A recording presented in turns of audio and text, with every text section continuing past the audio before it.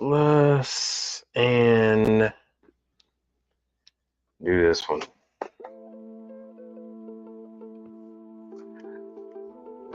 What the hell is Instagram got?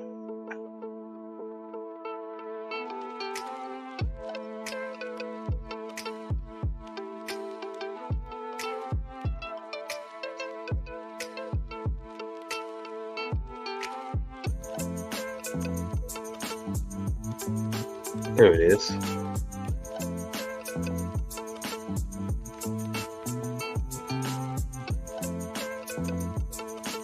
Sorry about that. Trying to multitask.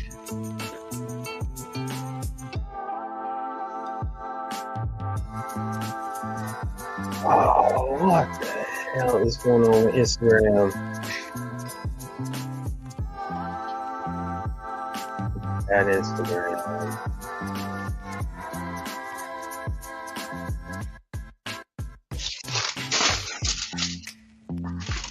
All right, there we go. Sorry about that.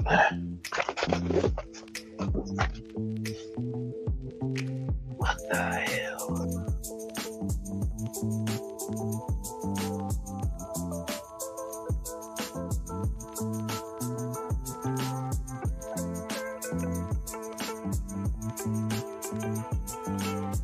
Something crazy.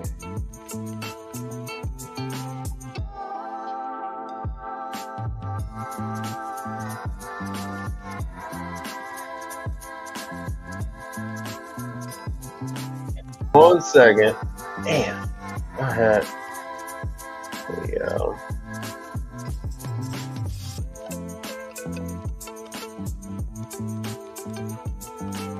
Okay, we got two people in here.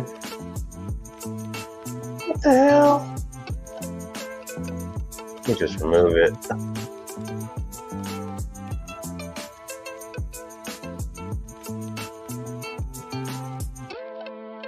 There we go. Sorry about that.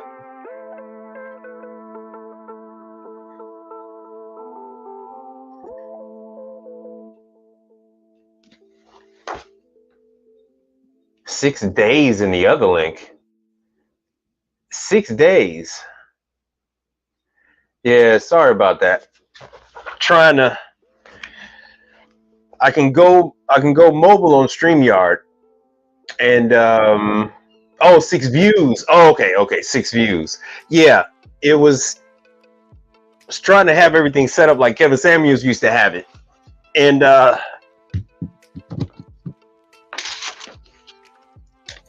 they'll come back. They'll figure out that I am live. So I do want to apologize about that.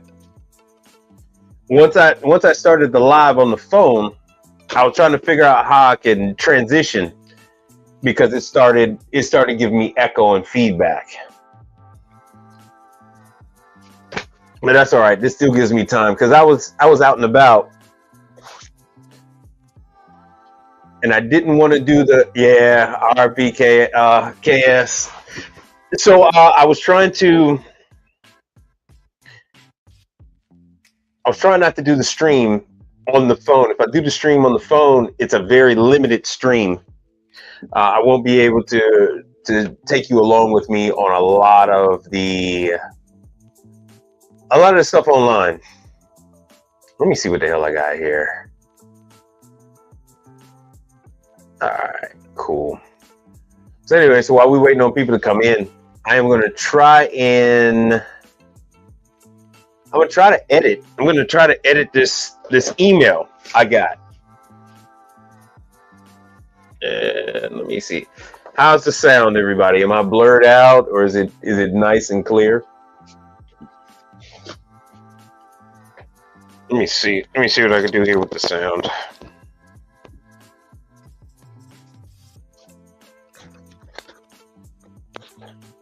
And of course, I don't hear a damn thing. And I should be hearing something. Anyway, so what I'm going to talk about what I want to talk about anyway, but okay, sound is good. What the hell is up with my audio? Yo, Derek, what's happening? Hey, hit me with your questions. Hit me with your questions. Hit me with your comments. Hit me with your concerns. All right, the sound is good. That is so man. This is so strange. I'm broadcasting on Facebook, YouTube, and Instagram. On all three of those. I haven't decided to add any others. If you are if you're on, Rumble or Locals or anything like that, let me know if there's something else that you would prefer to be on. Let me switch this music on over. All right, thank you guys for being here. The only reason why I'm actually able to be on this at this time slot is due to Mike Sneed branching out into other endeavors. So he's growing his empire beyond the appliance service, and he's utilizing all of his skills to grow other ventures. We're taught to diversify, right? And that's exactly what he's doing. And before I go any further, my name is Mike Reed. I'm an appliance tech. I've been in the business since the early 90s, grew up in the business, and now that I'm knocking on 50, it's time for me to engage the people and let them know that this business exists. I've been seeing the stats. The stats have they're varying, but they're still huge. The latest stat I've been introduced to is that for every 7 people in the trade that leave, only 1 new person comes in. And there's nothing that says how long those new people are staying in the business. So it's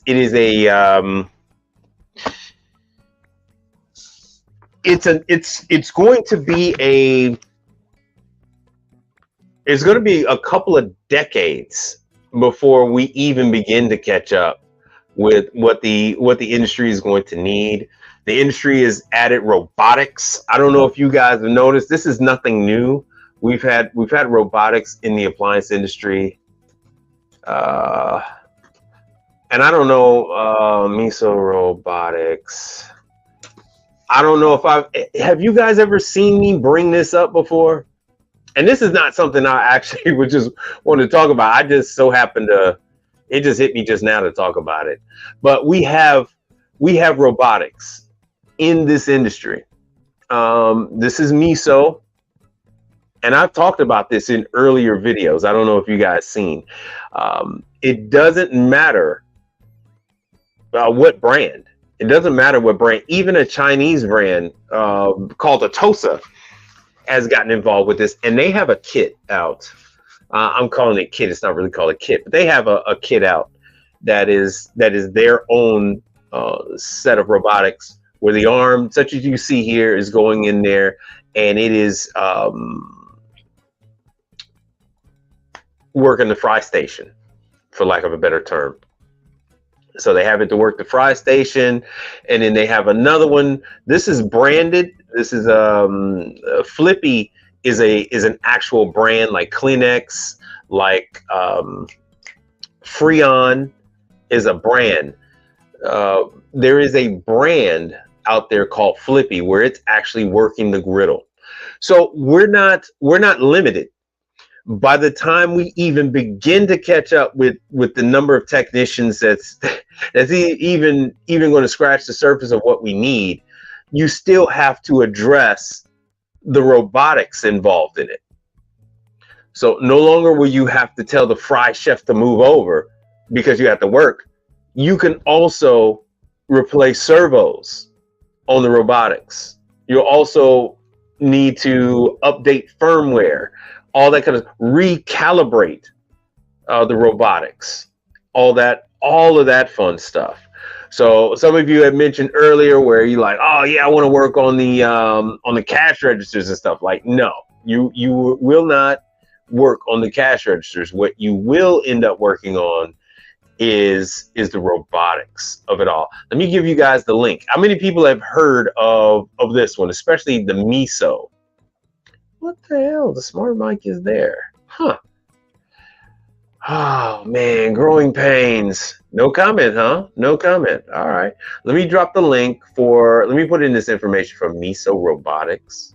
So you can check this out at your own leisure. All right. So if you are into robotics, you know anything about servo motors, if you've ever had experience with RC, whether it be radio controlled cars or radio controlled airplanes, radio controlled helicopters, radio controlled boats, this is in that world. This is in that world. If you've ever dealt with programming, so here you go. You're able to join those worlds together. So we will end up servicing these. In the beginning, everything is handled by the robotics companies, but as it gets more ubiquitous, they will begin to release to certain trained companies these 45,000, 50,000 servo motors, the whole arm assemblies, that type of thing. So it is just inevitable. These manufacturers are not in the business of servicing it. These manufacturers are in the business of making them. So they're going to need to have site surveys done, all that kind of stuff. Now, these units are in the field right now. As I'm speaking to you, this is out in the world. If you're in Illinois, if you're in Chicago, this is there. If you're in Miami, this is out there. These are in your market. If you guys would like to know a little bit more about robotics in the appliance industry, let me know. Drop a little something down there in the comment section, and then I can flesh this out for you. I can address it, let you know what's going on out there. And let me put up my information up in the top corner of the screen if you would like to buy a brother a sandwich during the day or a cup of coffee. That's my information for PayPal, and that's my information for Cash App. So either one I do not really have a preference. I did notice that some of you have been attending the classes. We are almost at the summertime lull period. Oh, Miso does make the Flippy. There's the Flippy. Oh, Miso makes Flippy.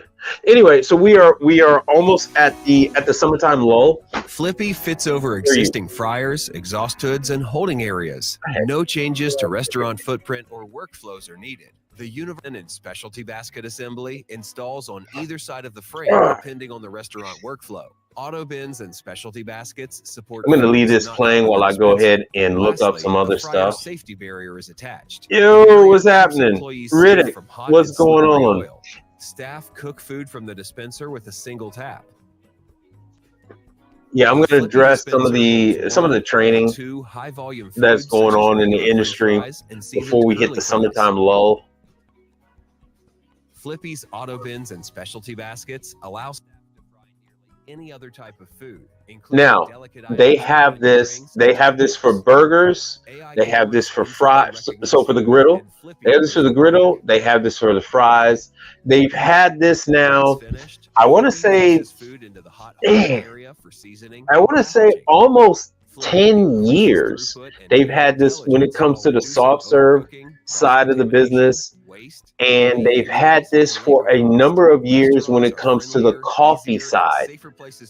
Whole Foods has has a number of these robotic coffee machines. I've actually used some over the years. Um, it is a little more difficult to get in on the coffee side of the things than this. No, they're not losing their job, and the reason why they're not losing their job is because we can't find enough people to work the fry station. All right, so we're automating. Let me jump into another one. All right, so you still have to prep it. You still have to get the fries out of the walk-in, and you still have to put them in the dispenser. You still have to clean the fryer. Even though they have auto filtering, you still have to clean the fryer. There's so many. You still have to season them. There isn't a robot for seasoning just yet. Oh, they got a robot for salad. So when you have let me make myself a little bigger. When you have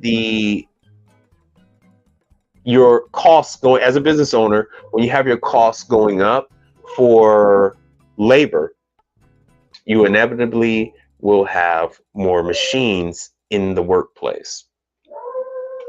The machines are leases, a lease, which is a write-off.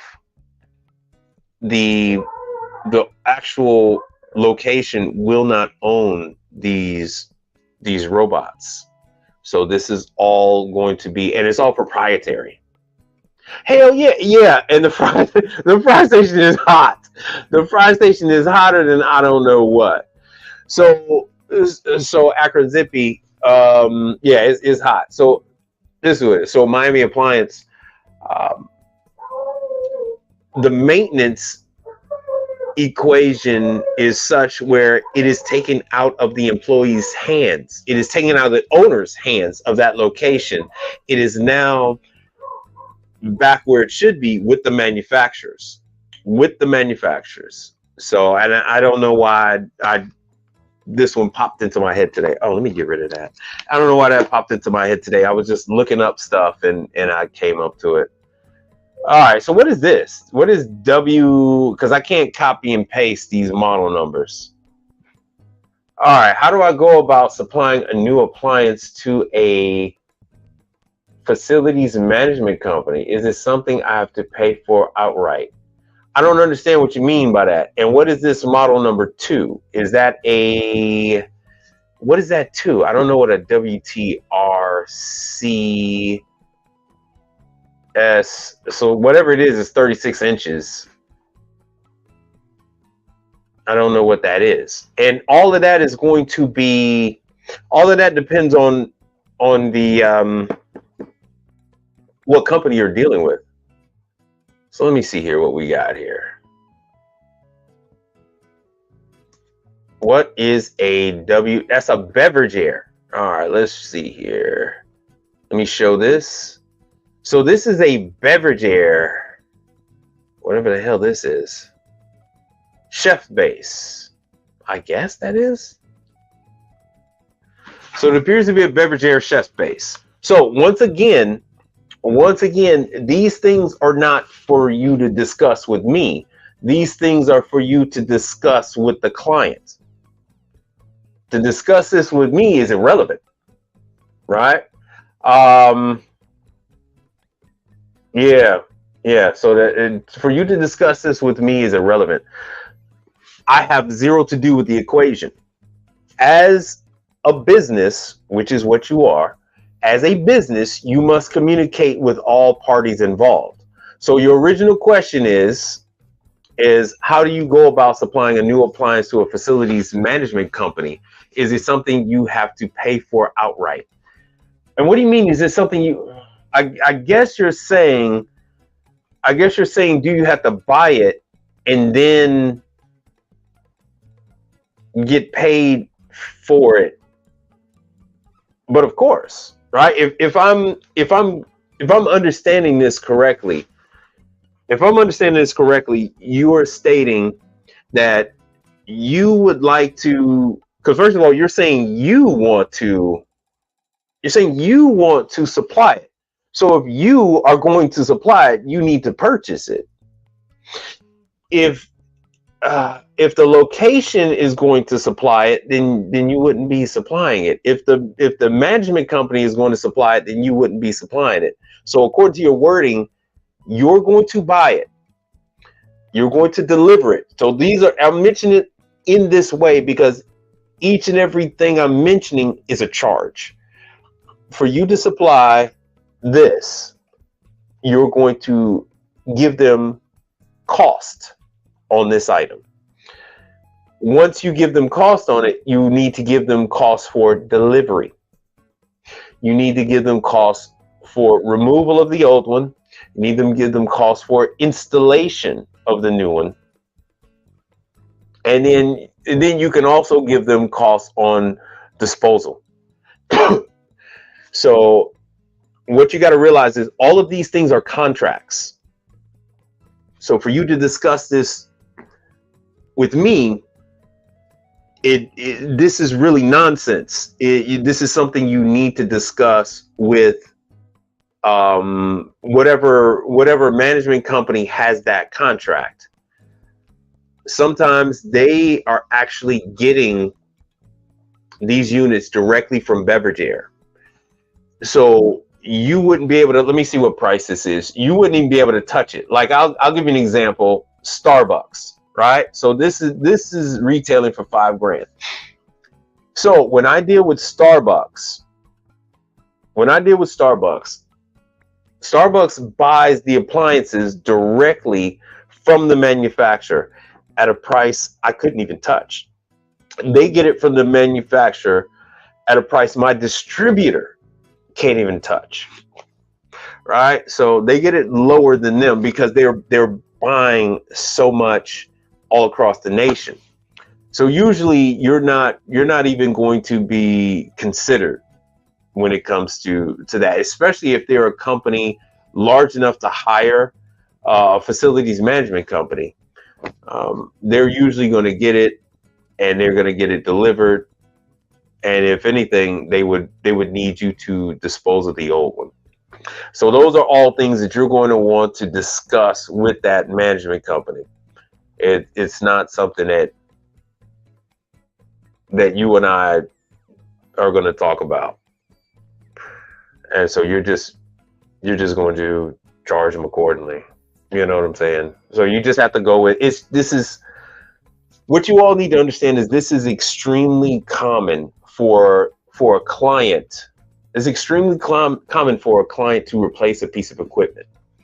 Okay, so you were just wondering what you'd be expected to do. There's no need to wonder. You need to communicate with whoever sent you out there. You don't communicate that with me. You communicate that with them. Everything is open and clear. There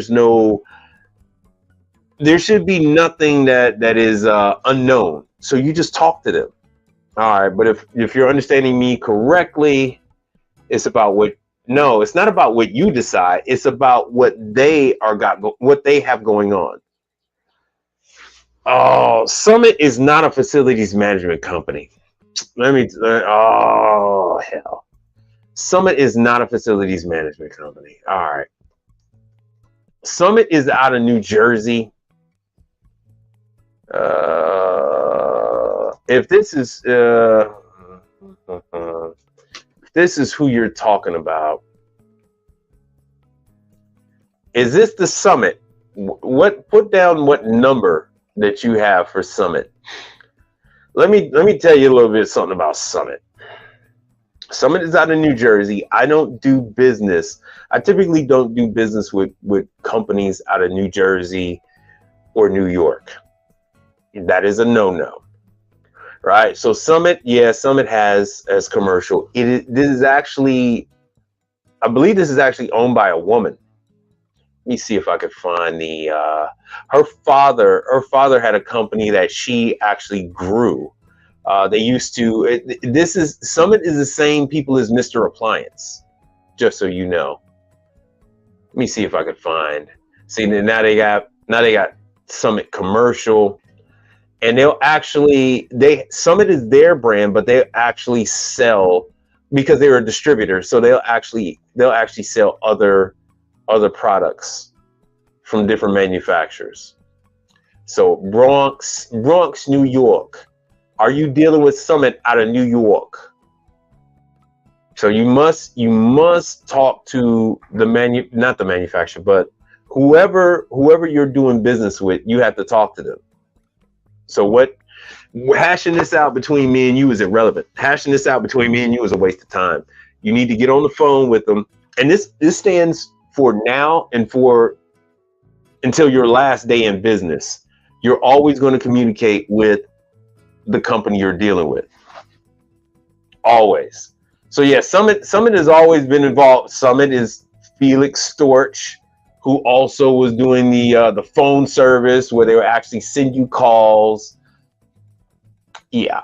Summit is everything. It is into everything. They're pretty useless when it comes to. Let me see here what they got with this type of stuff. See, so I typically don't deal with Summit. I typically don't. It's just because I have a no New Yorker policy. No New Yorker policy, period. It doesn't go well. It doesn't work well. Let me see here. Yeah, so here it is, the company history. Felix Storch, founded in 1969. See, a supplier of specialty appliances and blah, blah, blah. They trademarked the Summit name in Long Island in the 80s. Let me see if she mentions, they own AccuCold, which they used to do in a lot of universities in the college dorm. That's when they started the AccuCold name. So now they're talking about this FCI as a private owned thing. Let me see if I can get a name. If I can get a freaking name, I'll tie all this together for you. I swear. Let me see if I can tie all this together for you. All right, Mr. Appliance and Felix Storch. Well, how does it spell? Felix Storch. Felix Storch. Let me see here. The CEO of Felix Storch, Paul Storch. Let's see if I can go down the rabbit hole with this whole thing. Oh, Deer Park Appliance. Let me see here. Let me see if I can find Mr. Appliance. And they own the brand. I forgot what the name of that damn brand. They owned another one. Yeah, I know, but I'm not talking about the average person, student info. I'm talking about the CEO of it. Is there a particular reason why you don't deal with New York or New Jersey? 31 years of experience. Now, I did give you guys that one company that made good, that is actually pretty good, but as a rule of thumb, to err on the side of caution, I just do not do business with New York. I do not do business with New York. Anytime I do business with a New York outfit, it's always credit card up front. New Jersey is worse than New York. Credit card up front. I must have a credit card, and I must run it beforehand. If something happens where I got to give them a refund, then I'll give them a refund. But I must have credit card up front. If they're an outfit out of out of Miami, I'll give them a little leeway. If they're out of Wisconsin, it's fine. California, but New York is, I'm on high alert. My ears are up. as a you should be extremely cautious when dealing with an outfit out of New York. Let me see here. Mr. Appliance history. Let's see here, because I think Mr. Appliance is out of out of Waco, Texas, but she bought them.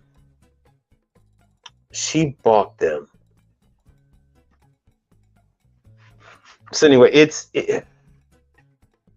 what you guys don't realize is that this is big business. The appliance business is big business. So this is all interconnected. What happens is once you get big enough, you just acquire other companies. That's how this Mr. Appliance and Neighborly came about. Before it was Neighborly, it was owned. It had ownership from a family that actually they had a lot to do with the with Summit and all this other stuff. It was the service arm was Mr. Appliance, Mr. Sparky, Mr. Appliance, and all of that good stuff. Let me see here. A lot of this has been scrubbed. They used to talk a lot about the family that used to own the Mr. Appliance company, which started franchising out nationwide. You would buy your zip codes to give you your territory. See, they recently started, I'd say within the last 5-6 years, they started branching out into commercial. They have not been very successful with that. Most people don't know how to handle the commercial side. Yeah, see, they really scrubbed it. They scrubbed it of the original family that owned the Mr. Appliance brand. But it's very interconnected with the outfit on the East Coast. Yeah, I know that's what it's saying, but there's been a lot. Now, I'm going to the history of it. So all right, you're going down a rabbit hole on this freaking Monday. Commission to apply? No. Higgins? No, that's not a thing. Do manufacturers or distributors ever pay commission to an appliance servicer for connecting them with a customer? No, that's irrelevant. Okay. No. If you yourself are not purchasing the items, let me make myself big. If you yourself is not purchasing the items and then selling it to the customer, you don't exist. That means nothing. They were going to go to that customer. They were going to go to that brand anyway. On the commercial side, all right. This is, I mean, you kill what you catch, and YouTube is probably going to flag me for that. But this is a very hyper dominant industry. This is nothing like the daintiness of residential.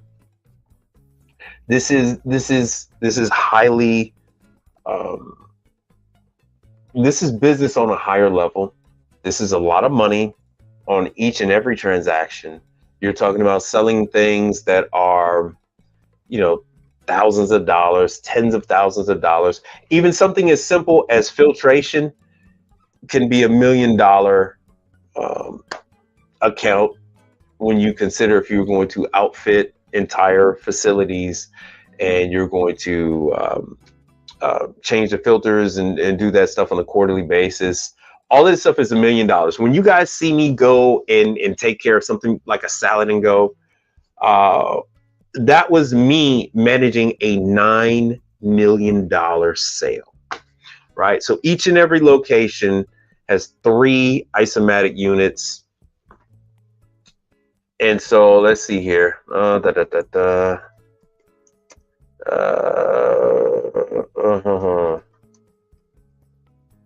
Innovation series, right? So they have, so each and every location will have an upright unit.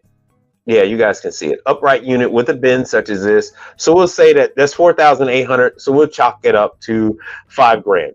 So that in itself is $5,000. And then each one has two low boys.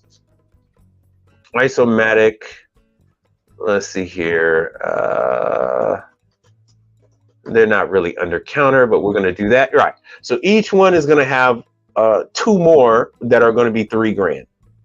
So six. So you're talking about $11,000 per location.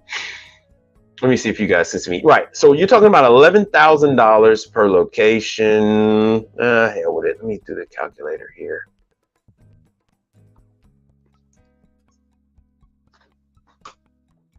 All right. So $11,000 times, they have 30. They're doing 30 locations. Did I do that right? Anyway, so that's what I'm dealing with. I'm dealing with that in just these three cities. I mean, this city that I'm in right now. Oh, let me see here.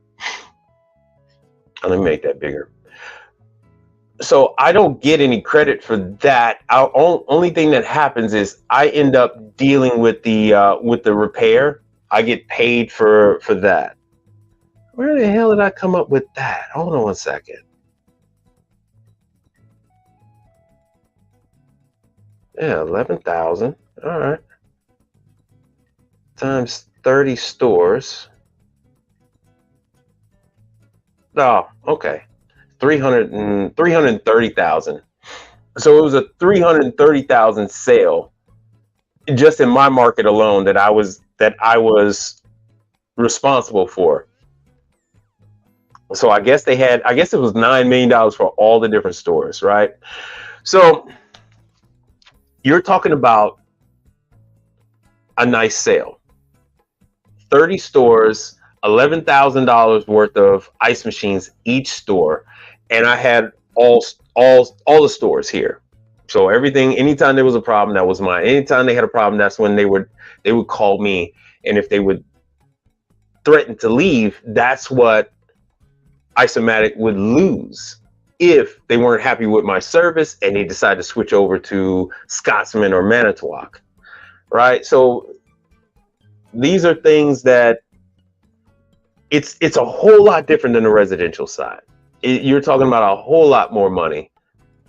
Very, very different situation. Very different situation. All right, so let me see here. Let me see. So if you guys are going to make money off of, let me show you. Anybody see my Instagram with the steamer? Oh. Cleveland gas. Right. So anybody see me work on this steamer? This is the newer version. This is the newer version of the steamer that was on my Instagram. So this steamer is $26,000. So the only way you're going to get a cut of that $26,000 is if you're actually selling the replacement to that customer. You're not going to, Cleveland isn't going to give you a commission. No one is going to give you a commission. What you get, hey, contractor, what's happening? What you're going to get is you're going to get installation. The whatever you're going to charge them on the installation, what you're going to get is whatever you're going to charge on removing the old one. That is your commission, right? But other than that, if you're not outright selling the unit, you're not going to benefit in any way, shape, or form. And this is why the commercial side of things looks a whole lot different than residential. This is why the commercial side, most of these guys are multimillionaires, because they will have a client they will stock a lot of this equipment for potential customers. What we call a concept is what the restaurant is that style of restaurant. If you know what they have in there, they're not going to switch it up. So if they have Cleveland in there, they're not going to switch it up and put a pizza oven in there or something else. They're always going to have this. This is how they're making their food. This is how it ends up according to menu. So when you go to Buffalo Wild Wings, you don't expect the wings to come out mushy or dry or any of that or have a funny taste. And that's because they're using the same equipment every single location. That's the reason why Burger King is the way it is, the reason why McDonald's is the way it is. They're using the same equipment every single location. Do they give these places a little bit of variation? Yes, but these pieces of equipment are tested according to their recipe, and then everything is signed off on. They say, all right, fine. They'll say, Popeyes, you can use Henny Penny, and if you don't want to use Henny Penny, you have a second option of Ultra Fryer. But all those things have been tested, and it's guaranteed that the food is going to turn out the way that corporate wants it to if you're using that same equipment. And it even goes so deep is that they will have the time for food, the recipe will be slightly adjusted depending on what type of equipment that they have in that location. Right? So let's see here. There we go. We were talking about Dalefield. How many people are actually interested in grocery equipment, service and grocery equipment, and the like? So I had a gentleman. He followed he went to one of the Dalefield training classes. So congrats to him for doing that. Let me give you this. This is for training on Dalefield. Dalefield is one of the top brands that's out there in the field. You had Starbucks is kicking them out. So I know that is I do have someone that used to work for Dalefield that watches the channel. But yeah, they're going with All True. So that for me is, now why can't I get this? Oh no, let me go with the training. Let me go back to training. All right, live. Yeah, they say they're coming to a city. Here it is. There's the calendar. Sorry about that, jumping around on you guys. All right, so the September. Yeah, so they're not going to kick up again until September, and this is going to be in Georgia. All right, let me make sure you guys can see. This is just something really simple. This is about their controllers, Danfoss and Corel. These same classes, you can do this online. You don't have to actually go in person for this type of class.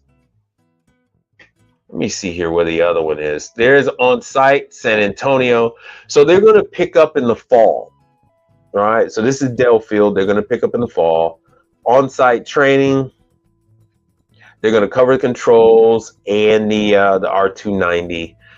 So once you get into the business, you're going to understand that certain chains only use certain pieces of equipment. So here's the trainer that's going around. More than likely, they're going to have a live unit there. So this is San Antonio. You don't, like I said, you don't have to break your neck to come on out. It's only a 4 to 6 hour training. The trainers go around the country hitting the different spots. If you miss it, you can always take a virtual class. They're going to go over R290, that type of stuff. This is a virtual. Baltimore, Maryland, there you guys go. You guys have been screaming to the heavens over there in DC about training. And so they're going to be in Baltimore. And this is, where the hell is this? This is also in October. So you got Bud doing this. You get a chance to meet these people, deal with them. Delfield is a little difficult when it comes to actually providing service. These training classes are going to be for you to get introduced. You will not get a client from Delfield, but if you actually get a Delfield, you will be equipped to handle it. I never really cover the controls. I haven't covered the controls in about a year, especially when it comes to Danfoss and Corel.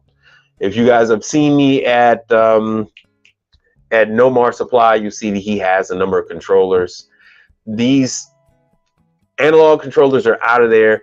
Thermostats are now all sensors, and everything is controlled by these controllers. So that is what they cover, what you're going to experience out there in the field, how to take care of these units, when you actually have a problem and when you don't, where the common things that people do, whether it's mixing up which probe goes where, how you really should install an air sensing probe. True is having some, they're switching. I just did a True unit, and they completely changed out the Solitech with a different one. They actually had me put the sensors in different places. So these are things that actually matter. Huntington Beach, California. So what is this? This is actually going to be in December. So if you're going to be, they're already shifting to the fall. So which one is this one? This is in Georgia. So this is in Georgia, but once again, you could do all of these same things virtually. Let me go here to Zero Zone.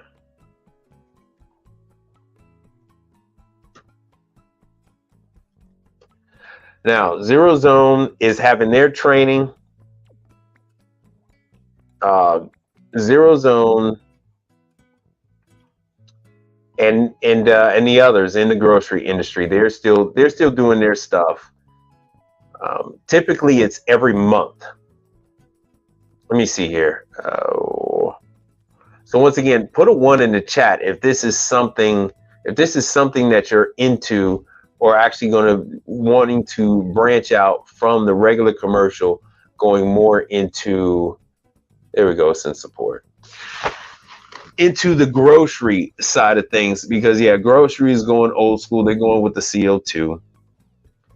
So you'll see a lot of the Coke machines, Pepsi machines, the refrigeration, their merchandisers, they use CO2. So this helps. I want to say, yeah, this class is $400, which is very affordable. And I think Zero Zone is in Wisconsin. It's a 2-day class. They're actually feeding you. So you're going to get your manuals and everything and your certificates. You're going to find Zero Zone this is what's in your, okay, good. This is what's in your Dollar General. This is what's in your Hossman, and Zero Zone is what you're going to find in your Dollar General, in your Family Dollar, your 99-cent store. This is one of the 2 brands that they use. Let me see. Let me pull up the date. And so currently they're going with like 448B. It's either A or B. 448 refrigeration. And you are going to find the CO2 rolling out. So this is something that you really got to get on top of, is, like they say, getting familiar with the CO2. So here we go. Once again, like I said, because it is grocery, the grocery, they typically do their training year round because they're doing it once a month. So here you go, June, you got Zero Zone. So that's the 12th through the 13th. And then you have May. Okay, you have May and in June. Let me see if, I don't think it is full. Oh, see, they don't have any spots available. It is done. Okay, and this is in Wisconsin. This is in Minnesota. So all of this is in their training facility in Minnesota. You are talking about a substantially higher revenue dealing with the grocery cases. Even when you're dealing with your mom and pop grocery stores and the like, it is still a higher markup, higher revenue. Everything is higher. You know what? I think this is saying that there aren't any classes left. Yeah, it's saying that there aren't any spots. There aren't any spots. So this is something I touched on this, I want to say maybe 6 months ago. So I will, like I said, these classes go fast, especially at $400. These classes go fast. The not Hossman, but the other one goes, let me see here. Oh God. It's not Hossman, it's in Atlanta. Hold on.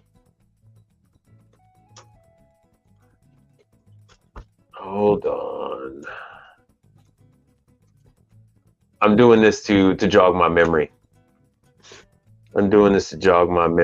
It is.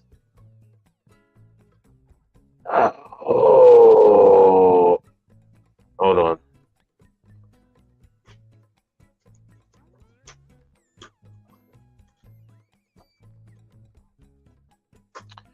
All right. It is not Arctic Air. It is. Goodness gracious. Hold on one second.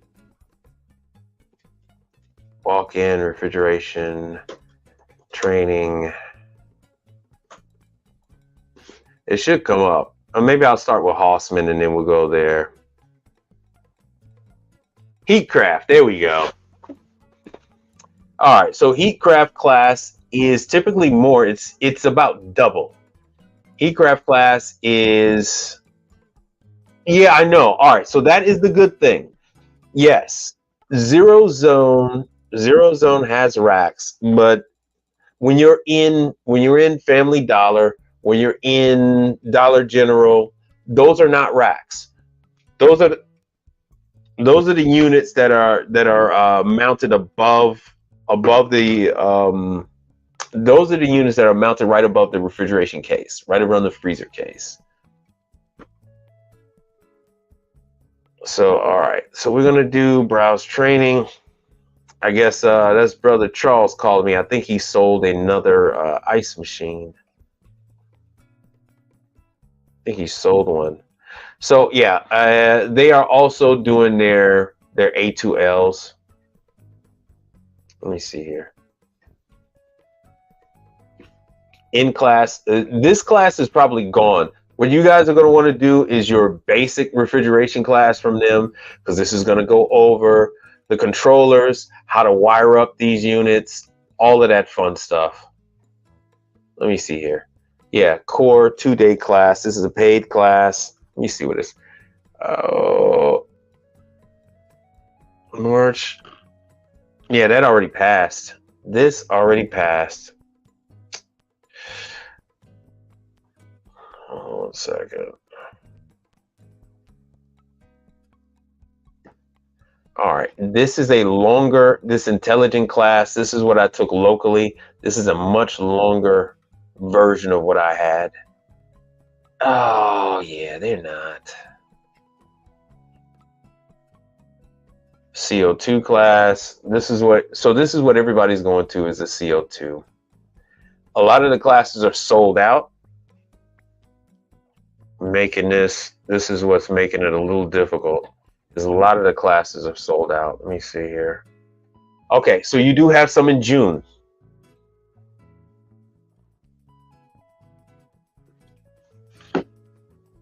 Of course, yeah. So we can get.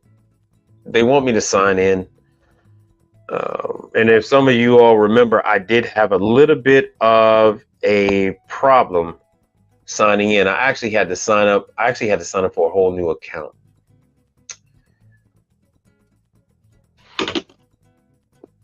You have, let me see here. You got a couple of Manitowoc classes that are left for the year. They are currently, Manitowoc is currently working on the classes, the schedule for after the summertime. This is a time that gets extremely hectic. Let me give you guys the link for this. This is the time that gets extremely hectic. The usual suspects, especially in your area, they will turn down ice machines. They will turn down refrigerators. They are only going to work on, for the next 4 or 5 months, they are only going to work on air conditioning. Maybe walk-ins, but primarily air conditioning. Let me turn this AC on. So that is what they're going to work on. You're definitely going to notice a uptick in calls. You're definitely going to notice desperate people calling you. Do not freak out. They're just looking for any and everyone. And if you can't show up within 15 minutes, they're going to call someone else. It's not a big deal. Do not worry about it. It will come back around to you. Just make sure they have your information. That is the most important thing, is to make sure these people have your information. All right, let me get to this. Untamed Kango, what's happening? Oh, you know, that reminds me. I'm going to thank my supporters in just a moment, because I had a husband and wife that sent me a Cash App. I do appreciate that. I didn't forget about it. So this is the new Cubers. Once again, this training is free if you want to do the online training. If you want to do the online training, all of this stuff is available to you. FryMaster has it for free. Manitowoc has it for free. Welcome to the online training of Manitowoc Ice's USE. And this gentleman that's speaking, he actually is out in the field providing training. 050A square cube. Before So starting they go over the schematics, making sequence of operation the whole timeline, nine. let's go over the wiring diagram, identifying the inputs to the control. They tell you how everything The works. ice making timeline. You guys see it in the After the 15-second water in the chat, the cycle, link to where this enter training the information is, preheat. right? The water inlet If you need me to solenoid valve post is it, energized until the hot yeah, float it should goes be all there. the way to the top position, and the float switch opens. So The liquid line solenoid valve is energized, and the contactor coil for the compressor is energized. The compressor will run. to show you the harvest. The first phase of the harvest cycle is called water purge and is 45 This seconds actually long. helps when you're out in the Control board is field and you're running into problems. You can run through these videos. They have everything broken down, so you can actually go through these videos and it'll walk. In It'll addition to the walk you non-adjustable through the timers problems. built into this control, the ice machine also has a series of service limit timers. Yeah, The ice they explain Once everything. the This system stuff enters is not freeze hidden from 2, you. the liquid line solenoid valve They are not de-energizes, hiding closes, the and information directs from you. all refrigerant This is flow all out through here the for you pins. guys to access, The pin TXV so regulates the you amount can be of liquid successful refrigerant at servicing the into equipment. the If you're evaporator successful at pins servicing the equipment, according to the amount they of have heat less on the hassle from the pins. client. The heat comes from the water spraying onto the evaporator. And he's from the This UK. finishes filling in the That's cube. where that accent is from. So this is all the stuff from Manitowoc. This is all of their online training stuff. You can go through this, and they actually have the class. The class is actually going to touch on more of the issues that you're going to run into out in the field. Oh, you guys can't see that. Sorry about that. It's going to touch on more of those. Every single manual is here. All the manuals are here. If you want to save them and use them and look at them as PDFs, you could do that. You could print out any page you want. You have all of that available to you. Like I said, here's the troubleshooting. Everything is here. Every single thing is here. And it's been here for years. You see this? This is from 2017. This was last updated 2017. Sorry about that. So there's nothing hidden. Here's the resources. So you get your manuals. So here's the installation manuals, the tech handbook. Soto Ice Machine troubleshooting is the logic of cause and effect. In this training module, we will be referring to the technician's handbook, like the MCU test mode. LED light, which is also red, is on during test mode and will flash on and off during normal sequence of operation to indicate the control board is functioning normally. Yeah, they have a deep library. Soto control board has a test mode function that's activated by pushing the blue test button. Right, he is from the UK. All right. The press and hold. Jonathan is from the UK. He was actually activates the test mode and performs the following functions. Energizes all relays in 1 second intervals. Jonathan is a technician from the UK. He did so well out in the field, and he tells his story all the time. He has a these things are sold worldwide, right? And Manitowoc was sold in the UK. Jonathan had a very good understanding of the equipment, communicated with the factory, and they actually brought him on. They actually hired him. So so now he's actually a trainer here in the United States. I don't know if he still goes over to the UK, but he's a trainer. They have him out in the field to keep him moving, because it's very bad to take guys like us, people like us from the field. We're always moving, and then to stick you in a confined space, it's never very good. So I'm glad they got him out in the field, got him moving around again. And that should be good for him. So here's the classes. The in-person, if you want to go to Wisconsin, I don't know if they're going to end up moving this stuff from Wisconsin to Florida. I don't know what they're going to do. Let's see here. So registration is full for March. So once again, like I said, you got October. Let me make this bigger. So you got October. This is not going to be cheap. This is not going to be cheap. There used to be restrictions as to who can go. See, now there are no more restrictions. Anybody is welcome to go, because Jonathan is an excellent instructor. He's very good on taking you guys from 0 to 100. So he's very patient. He's not, he's extremely patient. So he can take you from 0 to 100. I don't know if they're going to have him doing the class or anybody else. Hopefully they'll have him doing the class, because he is a very, very good person to talk to. When you're out there in the field, I had some nugget units. I had some nugget units that I was dealing with, and he was able to explain to me what was going on with the units and how to take care of them in a very plain, matter-of-fact way. And yeah, thank you. And it was very calm. He was able to give me details that I needed. And he was like, look, man, if you're out there in the field, he said, I'm in the training department. If you need help on a unit, just call me. And I haven't had to take him up on that offer, with the exception of that nugget. I haven't had to take him up on that offer since. But if you get training from him, I'm pretty certain that he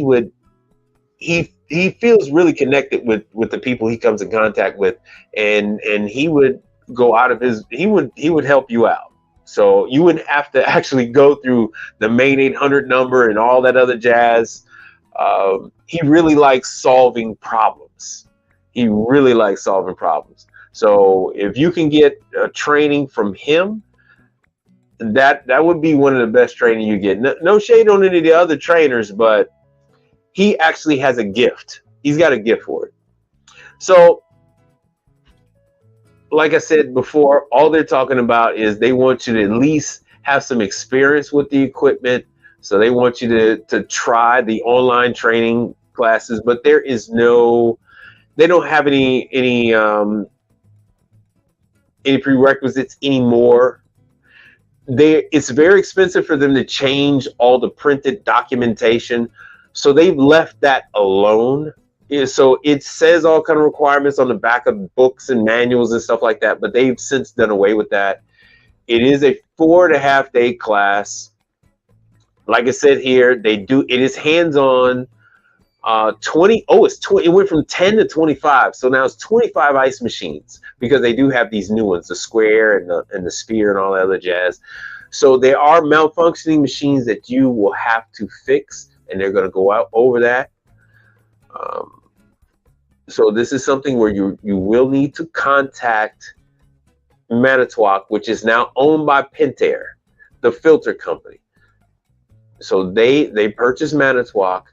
You do need to call them, get set up. Let me see if I can find a class. I want to say the class is $800 or $700. At one point in time, it was like $750, and now I think it went to eight something. It's around there. Let me see if I can find it. I want to say it's around there somewhere. Let's see what the cost is. Okay, so it actually came down. It came down to $650. It came down to $650 per person from the all-time high of $800. Oh yeah, tech support is your friend. After a while, you won't even need it on Manitowoc. With that being said, I had to call them. I had a unit that got hung up in a clean cycle. Couldn't figure out for the life of me why the hell the unit you would unplug the board, plug it up, take the fuse out the board, put the fuse back in, plug the thing back up, and it still would start right back at the clean cycle, and it would hover right in the middle. And that was because the water level probe had went out on the unit. And it was the water level probe would work to make ice, but when it came time to sense where the water level was during the clean cycle, it would stall in the middle of the clean cycle. And I can't show you guys right now, but I carry probes, ice sensors, all that kind of stuff.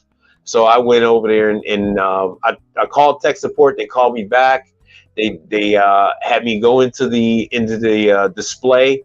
We went into the program guide, and we were able to identify that the probes were not sensing at all.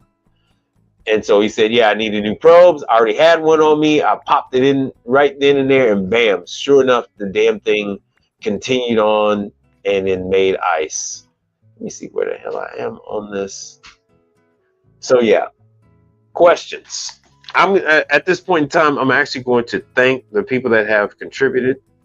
So, because this is actually a new name, so I do want to thank them for their donation.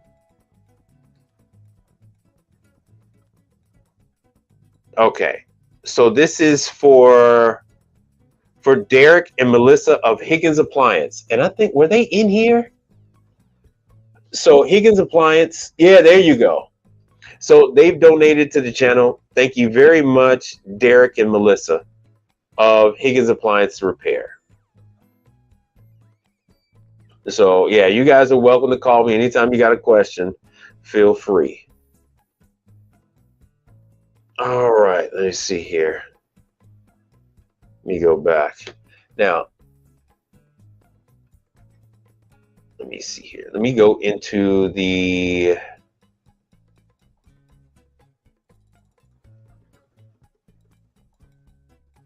Hold on one second. There we go. Back into the StreamYard.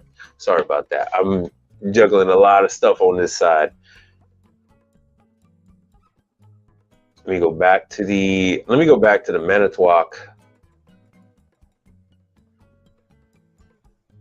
thing. Since a large number of you are really new, it would be nice for you to go to the in-person training, which is hands-on. If you cannot go, which is completely understandable, and as you can see here in the background, they got a tool chest right there. They got a tool chest. You got all your. They're going to give you the manuals. They're going to give you the USBs and everything else like that. You need to update firmware. Let me see here, and let me download the newest. Let me download the newest schedule.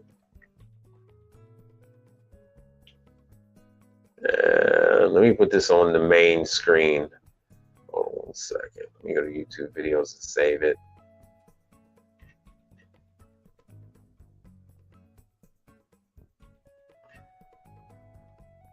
Oh, what? Oh, there it is. Oh, it said error. Damn it. Oh, it's going to load anyway.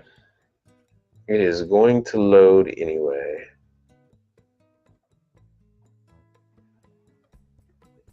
All right, so we got it up. Let me show you my screen. It's going to be a little trippy for a second. I apologize. Let me share this for you. Window.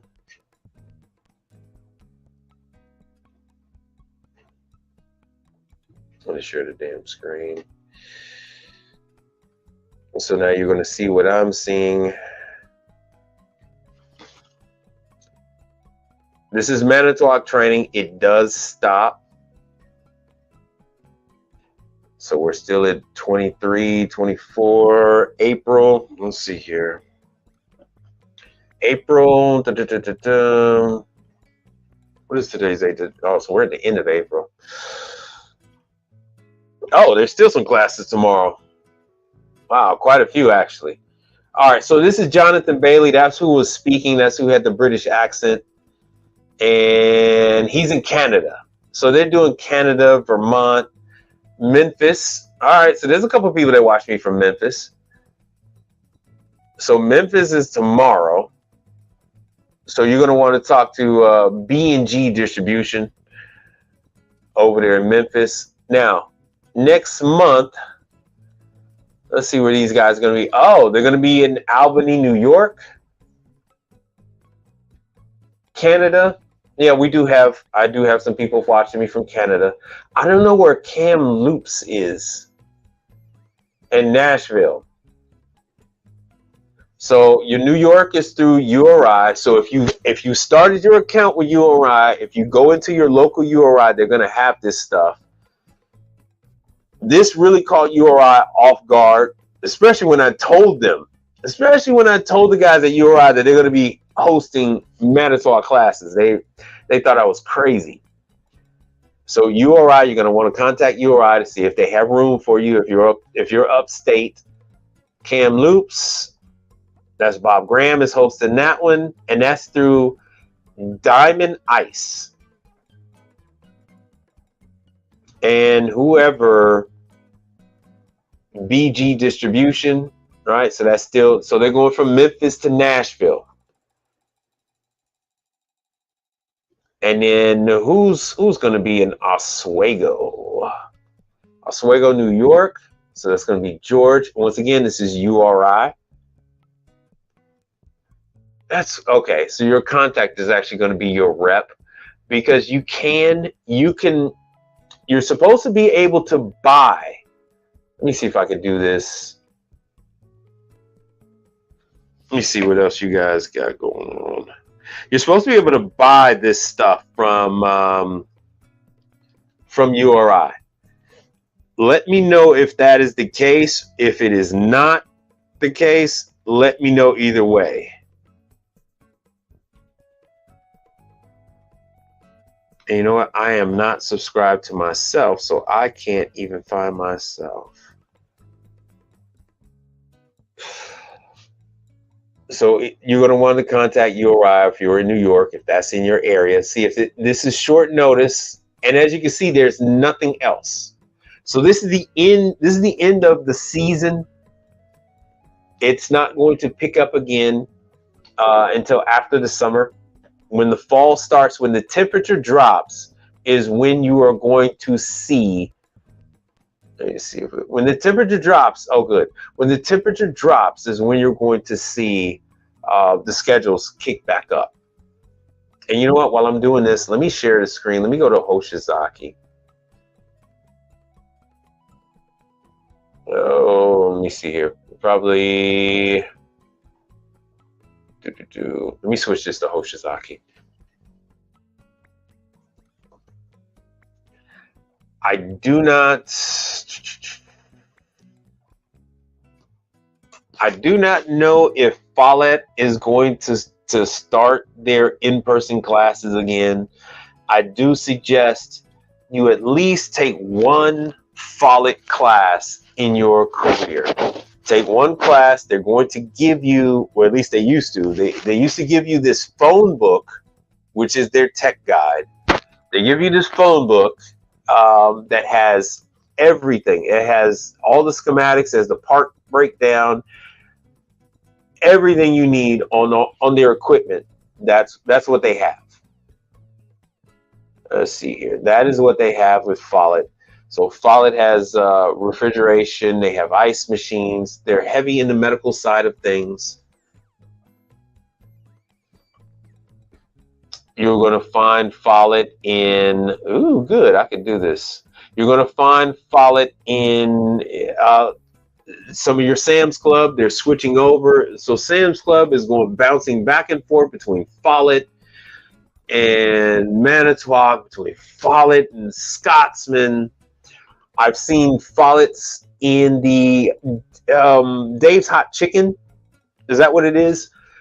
If any of you have seen any of those, please let me know.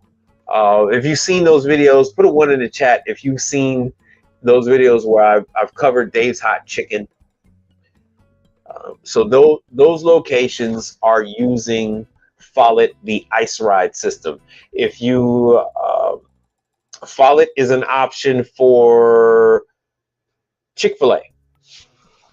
They use the Ice Ride system. So anytime you see a well of ice in front of the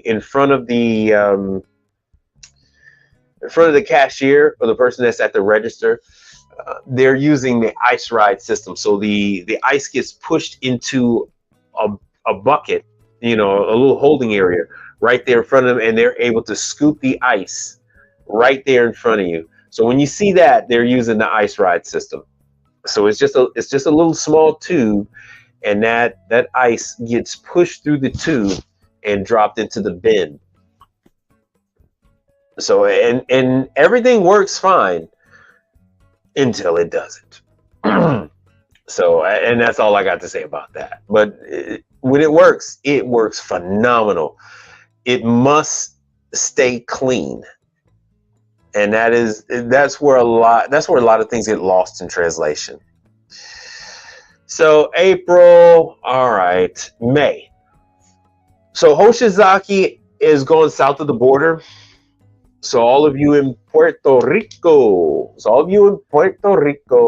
you got class in May, 6th through the 10th. All of this is through Hoshizaki.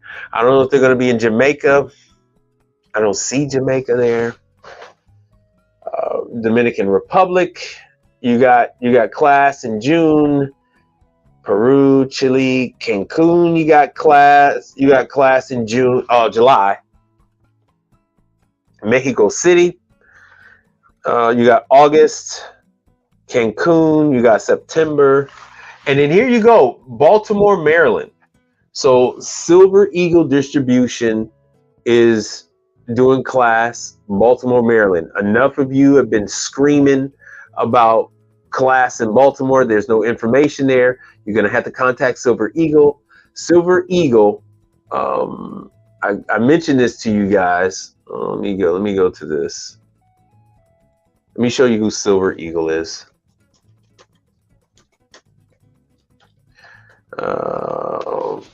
Everything is done.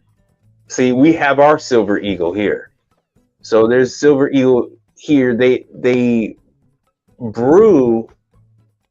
They make these beverages locally according to a formula, and then they distribute them locally. So Silver Eagle, let me see if this thing will let me find a location. See if I get, so Silver Eagle in my market, they're doing, you know, Busch, Michelob, and then a local brewer they're allowing them to do this craft unless they bought them. They might have bought them. So you saw that Stella Artois for Mexico, Pacifico, all this stuff. So, and they're doing spirits, non-alcoholic beverages.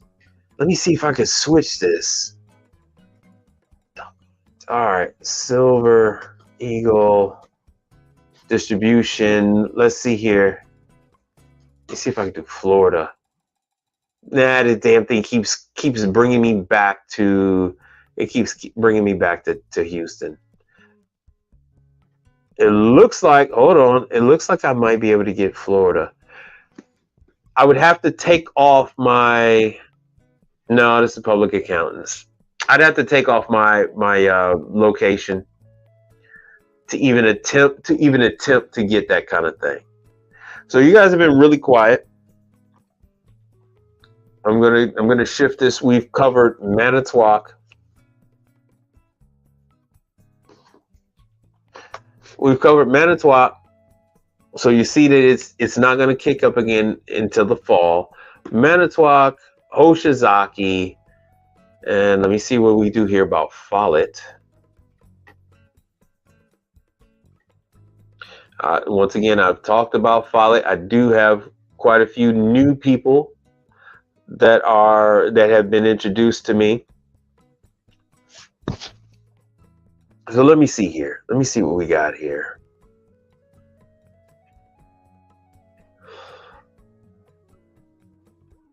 Oh, let me give you guys a link. Let me give you all the link. So this is for Follett. Once again, Follett is going to be in your Chick-fil-A. Now it's a 50-50. You can have Follett or you can have Hoshizaki. So, but it's going to be one of the two. Actually, you can see there are going to be times where you're going to go through the drive-through of a Chick-fil-A and you can see it from your vehicle. You can look forward into the building and you will see sometimes up to 4 Follett units, because Follett is modular, and because they're using the ice ride system, they just keep adding. They have this weird switching box. It's like a traffic light, and it will take the ice according to which machine is producing ice. It'll take it and then pack the tubing with it. So let me see here. Technical. We're going to go to technical. Oh, there's tech support. Yeah. Tech support. These are their numbers. You can call them. You can email them. Very rarely are you going to have a warranty issue with a Follett. Here's tech training. Let me give you the link on that again. And other people have it. Follett is. Oh, I would say Follett is at the back of the line. So of course you're going to have depending on who you ask, you're going to have Hoshizaki or Manitowoc in your top 2. So it's going to be Hoshizaki, Manitowoc, then it's going to be Isomatic, then it's going to be Scotsman, and then Follett is going to bring up the rear. So once again, you have live seminars. They don't have anything scheduled. Oh man, they kind of like fell asleep at the switch on this one. So they're relying on this on the on demand that they've created. And even still, it's not even there. Hold on one second. So you're gonna have to go to their library, and in the library, this is where you're going to have your videos, which is it's an exact copy. Hello, this is Riley with Follett Technical Service. Today we're going to diagnose a low water error on a Horizon Ice machine. Before we begin, it's an exact copy of everything that's going to be in the Follett book. recommends protective eyewear and gloves for this procedure. Also remove power from the unit when appropriate. All right, let me fast forward to this. Be shut off to a running machine. So you have everything you need in these videos to learn how to service. During operation, the water level falls to the normal low sensor, and when it does, the water feed solenoid is energized. If the water is not detected at the normal low sensor within 10 seconds, a soft error will occur. The machine will shut down, but the water feed solenoid will remain energized. Should water return, it will fill to the normal low sensor, and the machine will. So my recommendation to you. Gas fitting on the water solenoid valve. Yeah, this is how you can Place clean the the end of unit. the tubing in a large container and open the valve. Collect about 1 gallon of water to make sure that you have a. My suggestion to you is to find out which machines your potential client has, and then water pressure will drop. Or the water will stop flowing. Then study up on the units. Then study up on the units. When you get into the environment of doctor's office, dentist's office, any type of medical facility, your options on this are going to be. You're looking at Follett and Hoshizaki. Those are the two you're primarily going to see in that market, especially when you're talking about all those medical care facilities for job place. When you have to, all those places you go when you have to take the drug test. Let's just say something happens, you get into an accident, a workplace accident, or there's a workplace incident, you have to take the employee to that medical facility. A lot of those places will use Follett because they are specially designed not to transmit germs. So there's a lot of germicidal equipment, hoses and things like that embedded into the equipment. Now, oh yeah, let me go into Pitco. How many of you have ever worked on a Pitco fryer?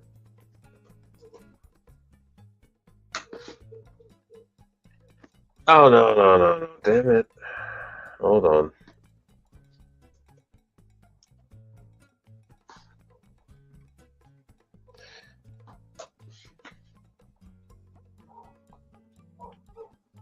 I talk about Pitco every now and then. Pitco does not have training sessions, especially not to us. If you're a part of Cefesa, you will gain access to training on Pitco, like Pitco, Annette's, not Ultra Fryer, but Pitco and Annette's. What they have is they have a ton of videos. So here are their little training guides that you can save these things.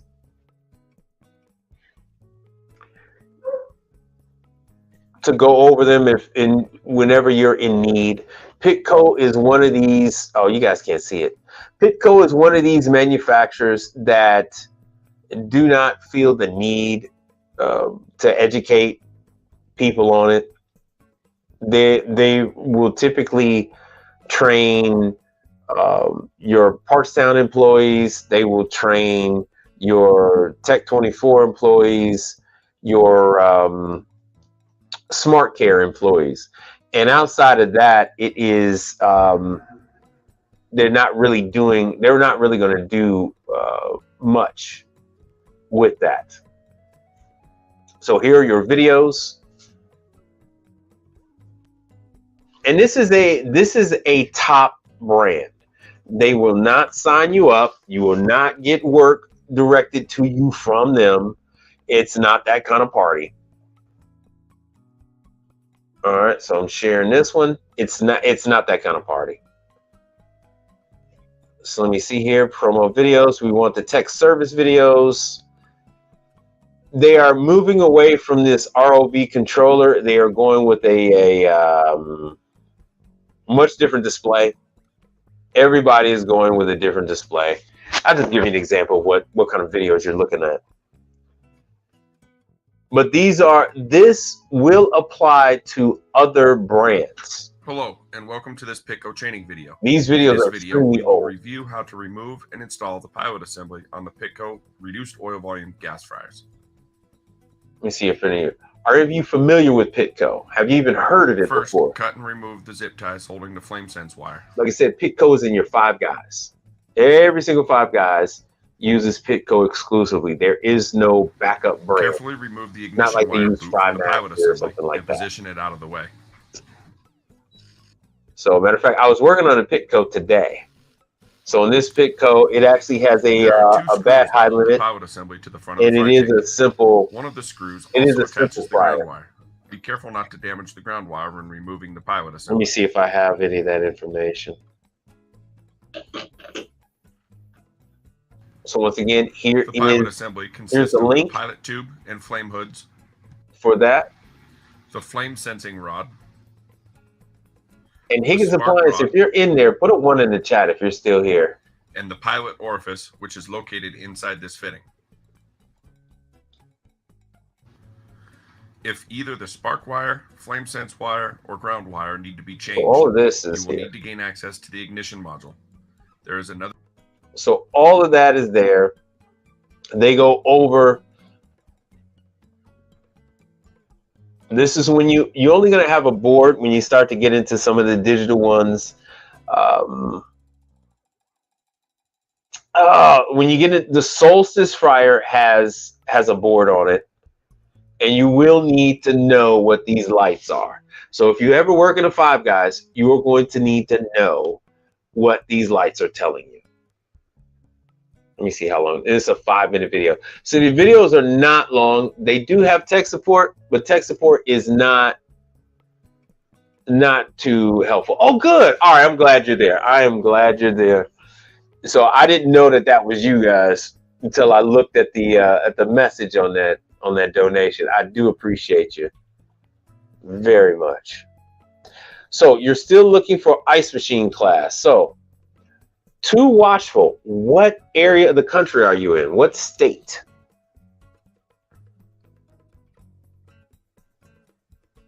So the most important thing. See, that was a whole video. All 4 flash codes for the green status light. See? One flash Very- means the filter program is engaged. Very old This school. can be on any fryer in the battery. Yeah.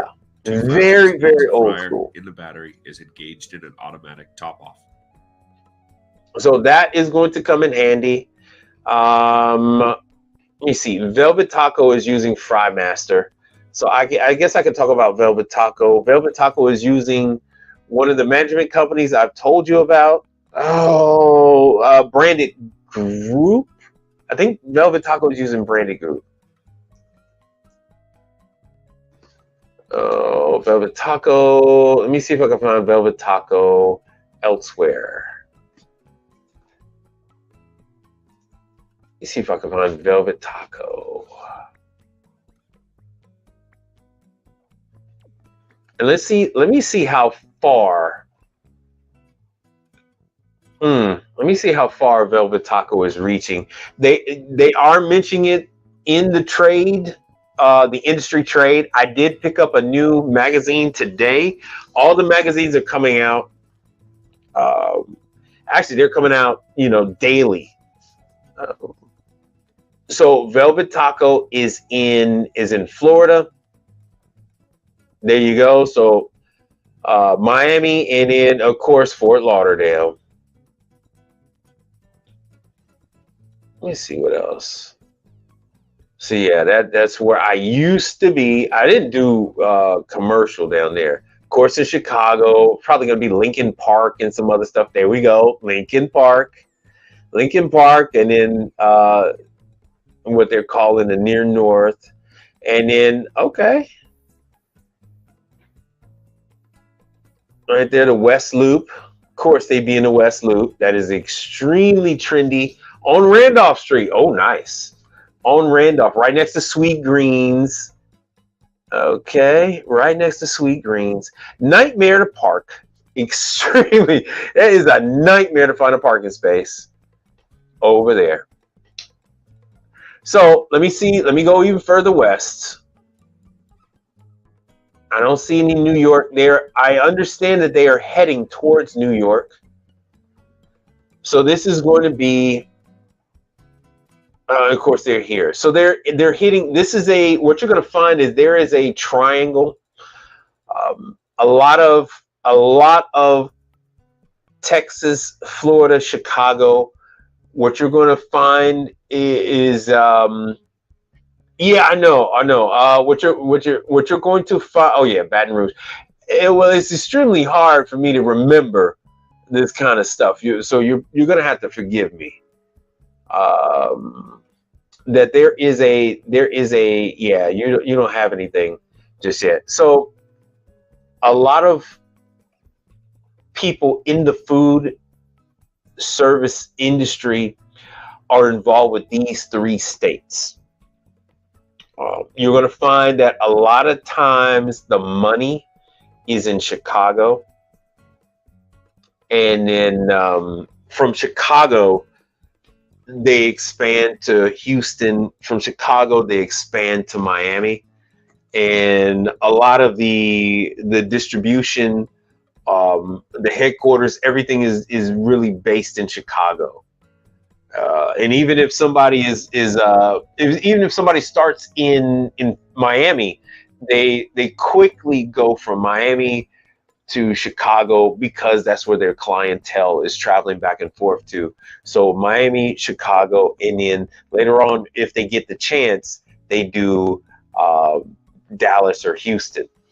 And of course, San Antonio's in that mix.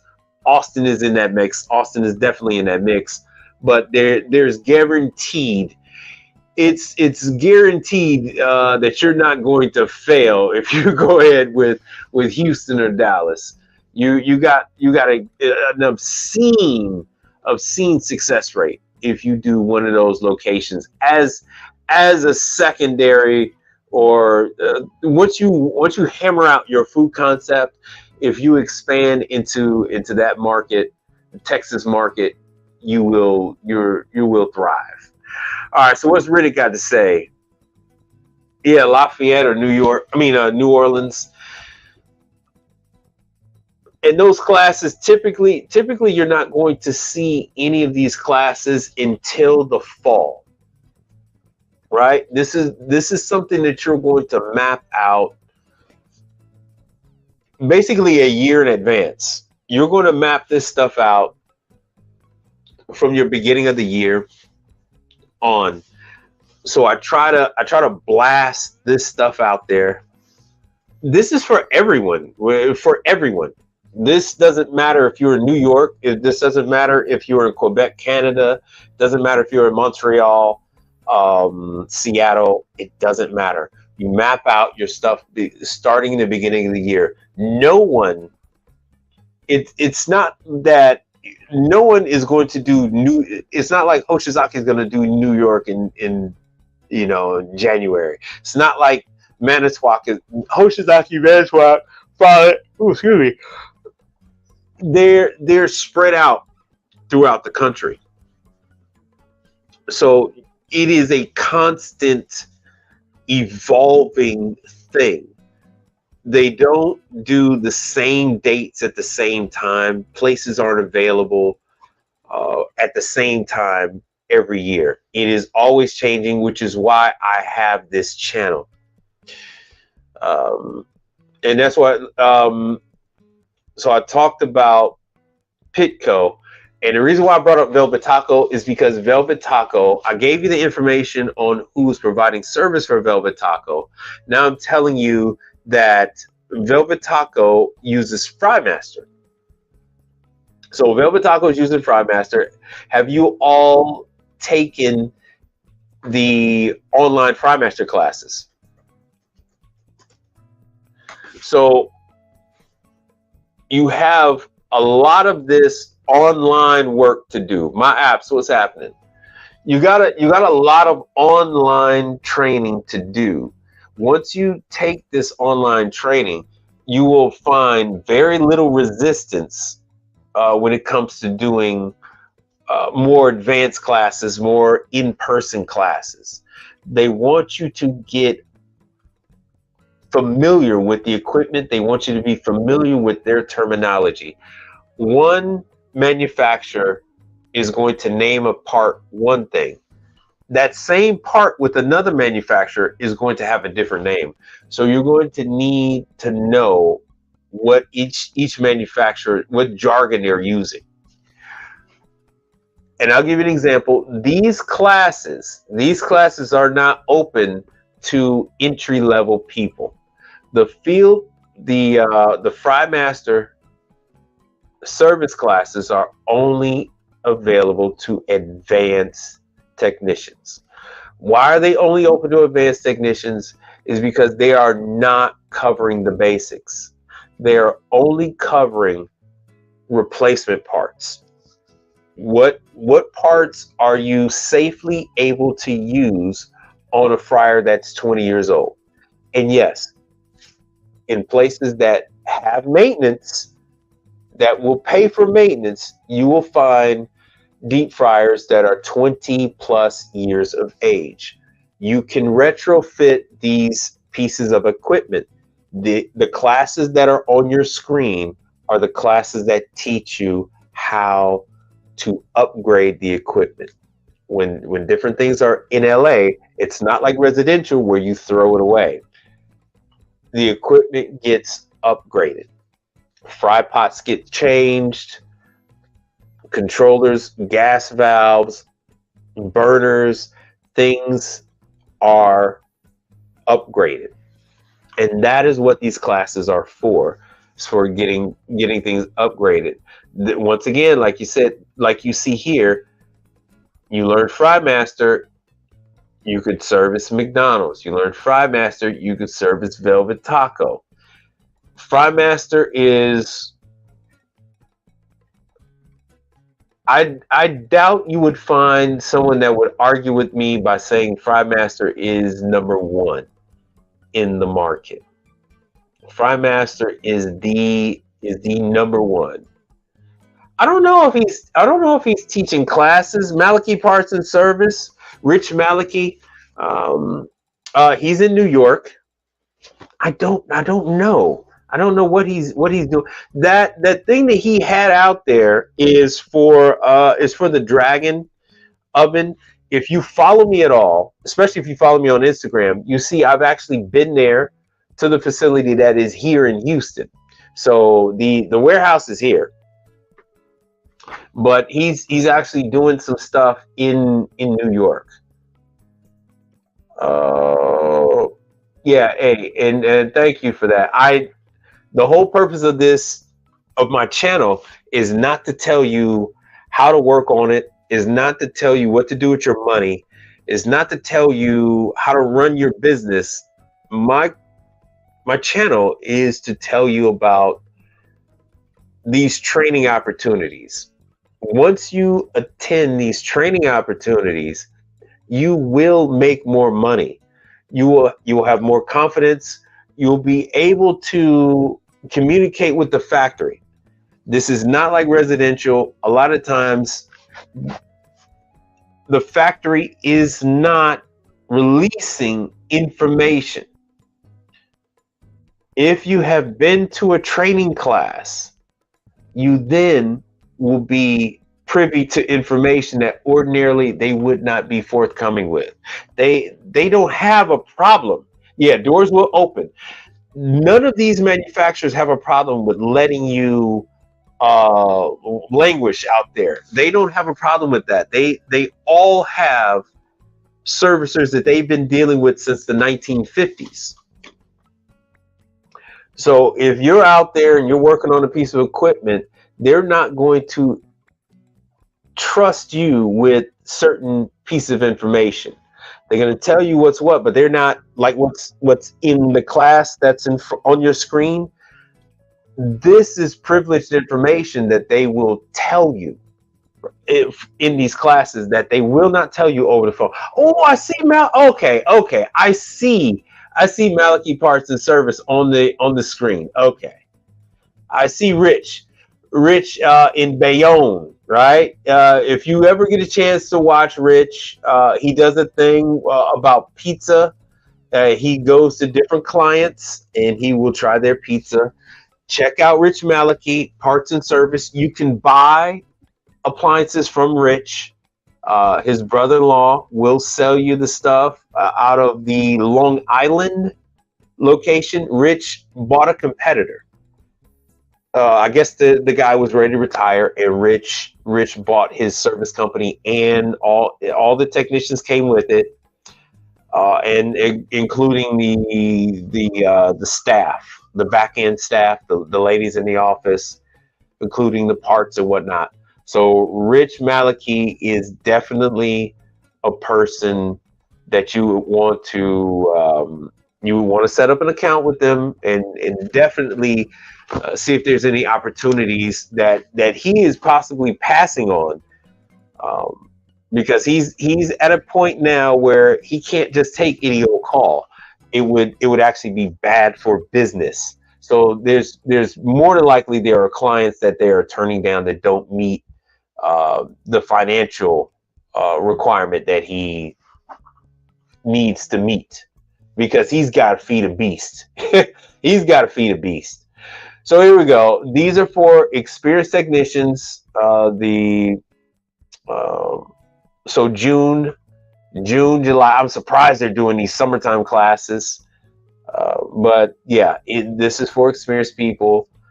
June, July, August. So I want to say, is Rich doing? Man, not Rich Malachi, but the guy that gave me the training. I want to see if he might be the one doing these classes. So yeah, they're hitting up. So they just did Maryland. They're doing Florida next, California after that, then more with Sacramento, then back to New York with Bayonne. And Rich is getting his. I guarantee you, Rich is going to have his people. They're doing this primarily for the people that you see before you. So this class is really, really for Rich, and others can join. Be honest with you, there aren't going to be very many people that are going to be in that class besides Rich people. Same thing with this commercial appliance service. It's primarily going to be their people, and then probably a little sprinkling of like 2 or 3 other technicians. And that's how this goes. But Rich is at the point where he's a Safesa member, and Rich is at the point where he can get that kind of special treatment now, and well deserved.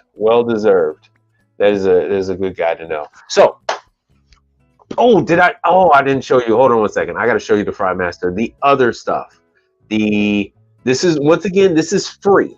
This is free for you. Not the class. Well, I think the class is free. Anyway, the training,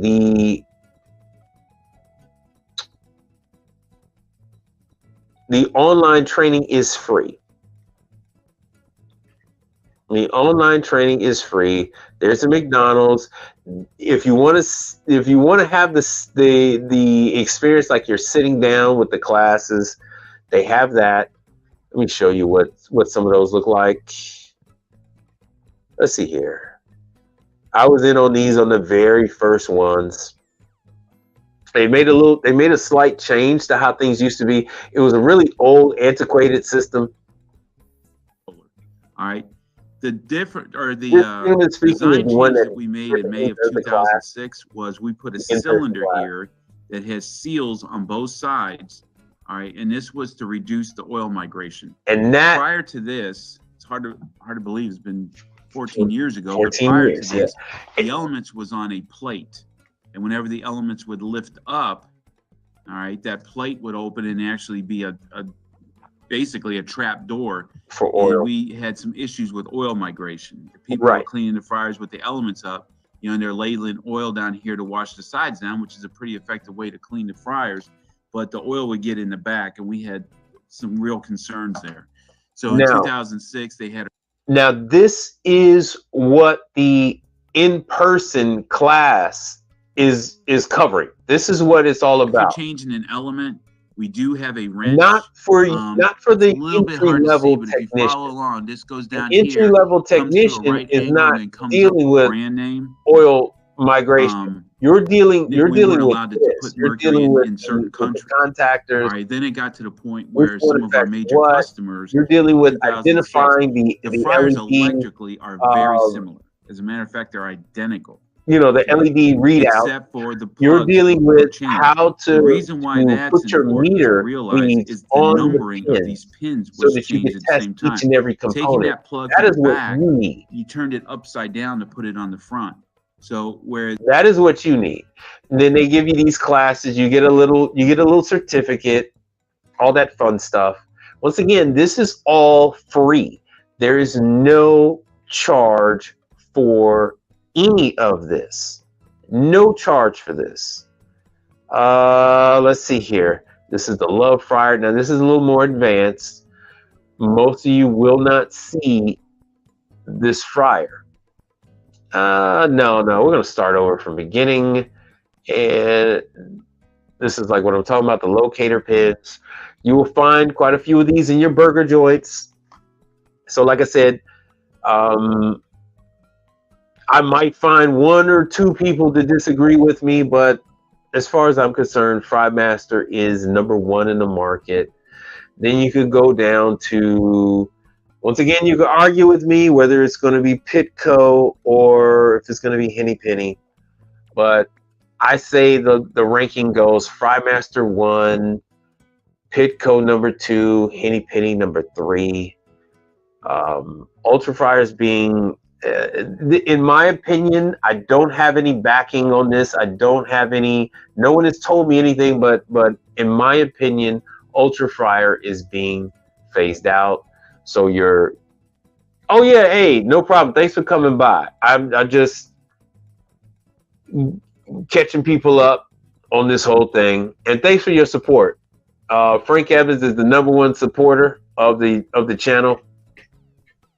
Frank has been supporting since day one. Let me play his video. Hopefully you too will get a video. So thank you, sir. Thank you very much for contributing to the channel. It is very much appreciated. The channel sponsor. Yes, sir. Don't have any sounds to go with that, but I'm working on it. Now,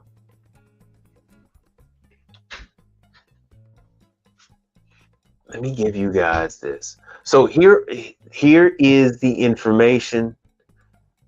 They explain where all this stuff is.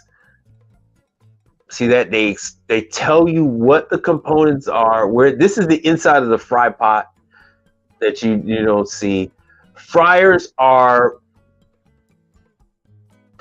everywhere. There's your high limit.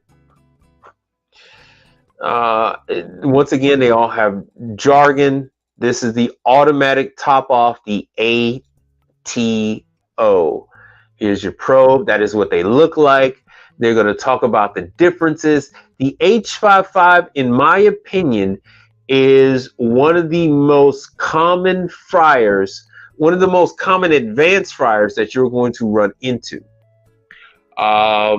They do have a basic style fryer, and then they have ones with the probes. I mean, they have ones with the board that use the automatic top off, and that is the H55 style. You guys want to see what the H55 looks like? Put a 1 in the chat if you guys want to see what the H55 look like. And then meanwhile, I will put a link to this in the chat so you guys can see. And I do appreciate you all being here. I know I ramble on, I go on and on, but I have been lacking with my sources letting you guys know where this kind of stuff is. Once again, once you take these step-by-step video courses, you then are privy to more training.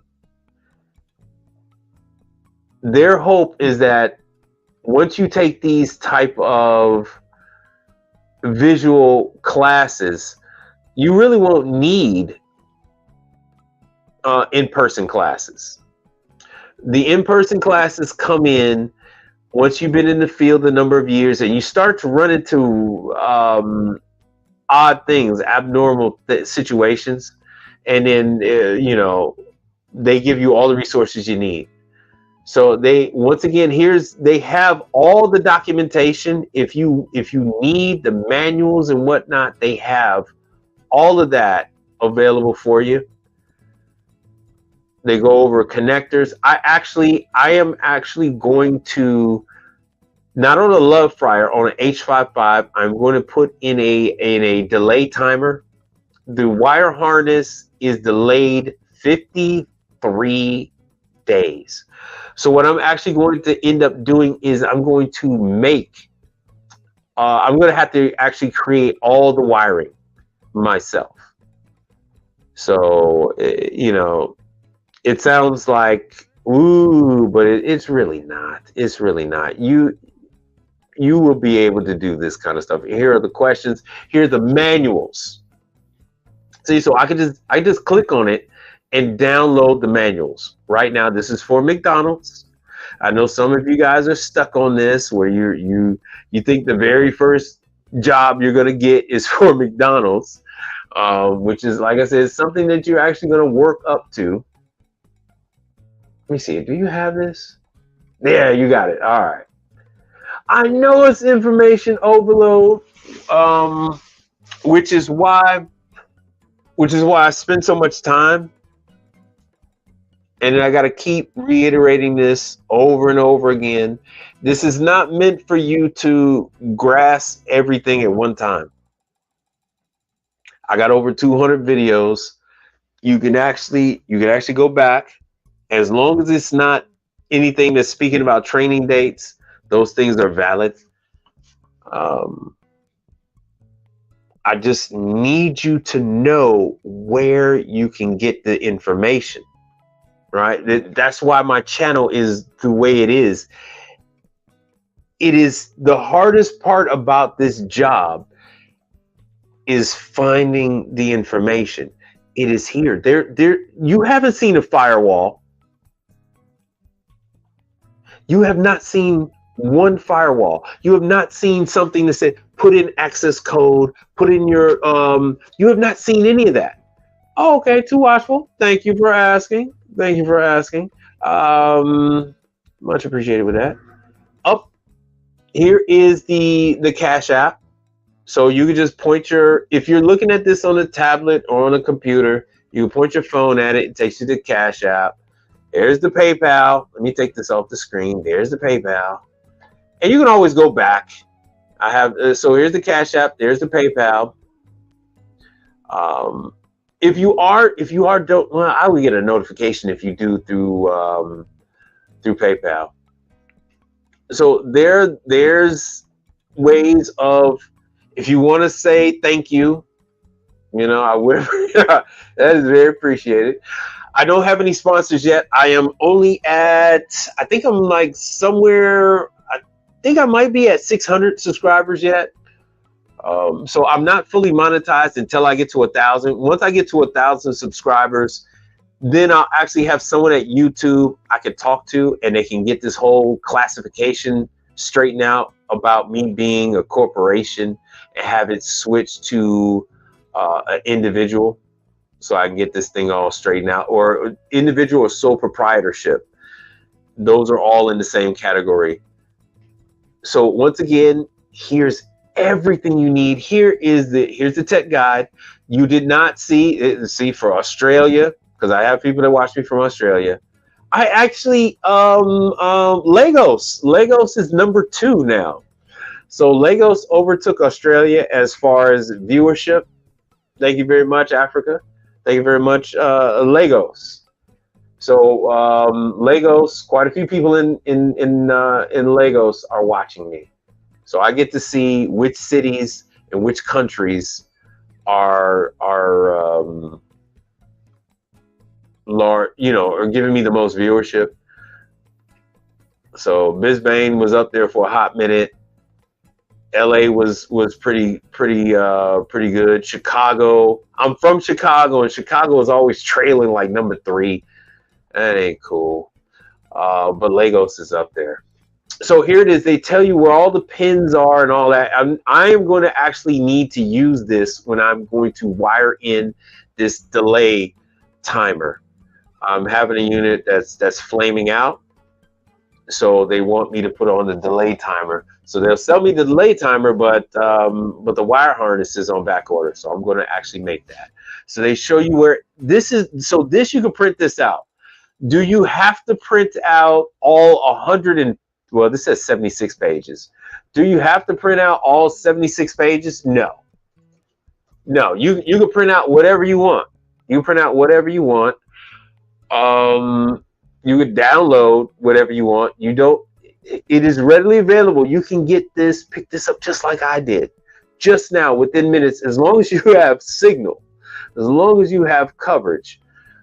You could go ahead. There's your transformer. So as long as you have Wi-Fi, you could download this relatively with ease. So you don't have to worry about taking up all this memory and storing all this stuff. You can get the latest and greatest. Now, this is something else you need to keep in mind. These units operate differently, right? So what you see on the screen is this is solid shortening. There is a difference in fryers, even if it's electric, there is a difference between liquid and shortening. Shortening uses these small pulses of heat to slowly melt the blocks. If they do not pulse off and on, the source that they're using to heat the fryer will damage the fryer. If it's electric, you will either damage the elements, or the electric element will put a hole in the fry pot. If it's a gas fryer, it will put a hole, the flame will actually burn up the fry pot, because there isn't anything to absorb, there isn't enough material to absorb the heat, right? When it's a block of shortening. So they just dump blocks of shortening. And I know most of you are not getting this. It's kind of like going over your head, but there are differences, and you're going to learn to be a lot more exact. I don't know. Is there a game going on right now? Is there a sporting event going on right now? I think the playoffs or something is going on. So that contributes to a lot of people going in and out. But all your beloved schematics, there they are, and it's definitely going to be different. Do not look into shortening. If they're using liquid,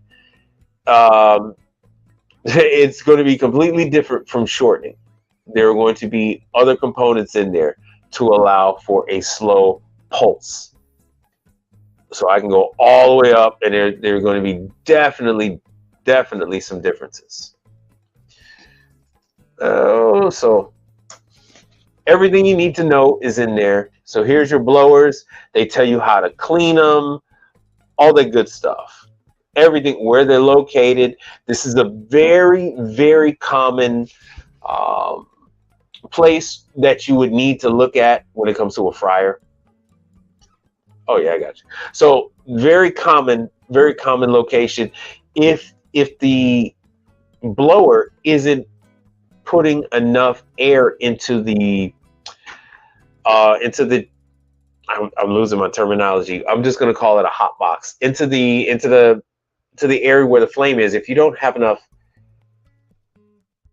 oxygen going in there for the infrared to get hot enough, you'll have a flame out. and then the fryer will shut off.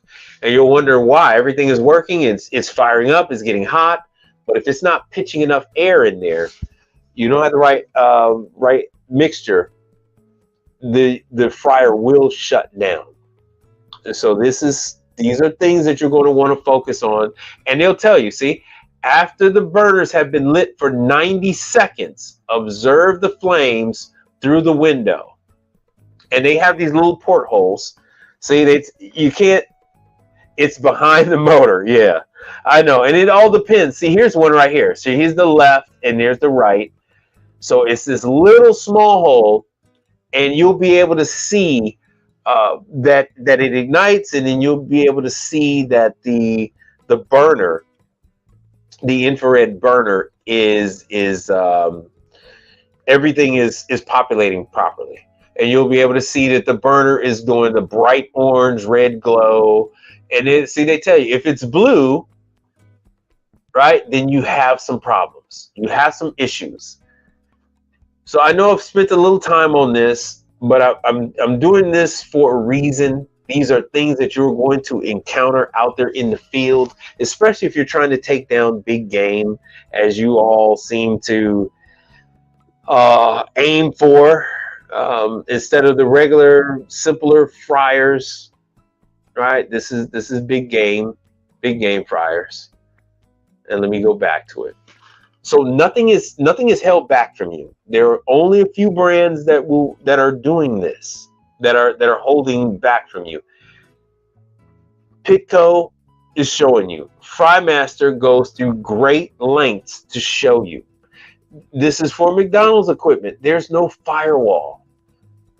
Now, with that being said, when you come to the clamshell, there are some firewalls, but and before I get out of this, did anyone, if you're just now coming to this, is anyone needing a link to any of this training information? Anyone needing a link to where I am right now? So let me see here. Let me go to the Garland clamshell. Now, I'm going to tell you something that this is where it's a little more difficult. And I'm showing you this on purpose. Now, here's where you're going to find a firewall. Oh, damn it. All right. You need to go. Let me go back. I still got it up. Pause. No diddy. All right, so here we go. That is where that Frymaster training. Let me change some of this music. Now, once again, this is for McDonald's. They will give you the training, but there's a lot to this particular piece of equipment. Once you learn about clamshells, there are what's the Chick-fil-A? Chick-fil-A uses clamshells as well. I can't remember if it's the Garland or not. I haven't dealt with there. I've dealt with Chick-fil-A when it comes to the ice and some of the other stuff, but never their clamshell. Let me go back. Let me show you where I am with the clamshell. Now, in order for you, does anyone remember what I told you on the best way to acquire a McDonald's? Let me see it in the chat. Let me get some participation from the people. YouTube is on me about this participation deal. I need participation from the chat. Does anyone remember how you can get a McDonald's as a client? What did I tell you guys about McDonald's? Since that is something that you want. Who else uses clamshells is going to be like Olive Garden? Or is it Red Lobster? We'll chop it up. We'll just say Olive Garden. Olive Garden, maybe Red Lobster. They use a clamshell. At one point in time, they were using Taylor, but then they ran into a lot of issues when it came to Taylor because no one could work on it. So here, if you are lucky enough to catch them when they're doing training and they're not looking for any certification or any of that other stuff, kudos to you. I've actually been able to catch that. They were doing that during the pandemic. Now that the pandemic is over with, they want you to be typically an in-house technician for McDonald's.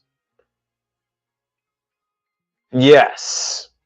So you must go and you must talk to the McDonald's, primarily go to an area that is, shall we say, one that you would want to make sure your doors and windows are locked. Yeah. If you go to a McDonald's, a Burger King, a Wendy's, and you want to double check your doors and your windows and you want to make them locked, you make sure they're locked, you're in the right place. That is the place that you want to go to. That is the McDonald's, the Wendy's, the Burger King, that you want to go in there and you want to introduce yourself to the manager. You want to let them know who you are, what level. Thank you very much. Yeah, you want to let them know, say, hey, look, just honesty is your very best policy. Honesty is the best policy. Everybody had to start somewhere. Not everybody is a super tech. The guy that's a super tech was once a beginner, right? Everybody was once a beginner. So you want to go to that McDonald's in one of those areas. Why? Because they are usually avoided by the existing service providers. Maybe they might have that one guy that's chewing tobacco and he don't care. He's just ready for somebody to roll up on him. But 90% of the time, there isn't that guy. And you want to talk to McDonald's or whoever, and you would want to ask them about the in-house technicians program. If you can get training. Yeah, no, you can get training from McDonald's and all of those places. I mean, from Frymaster, right? If you can get a McDonald's that's willing to give you a try. You say, hey, look, you can keep the service provider that you have. I would like to start as a backup. If you're having an issue, a nagging issue, I'd like to try at it. If the existing service provider is taking for what you feel to be too long, I would like a crack at it.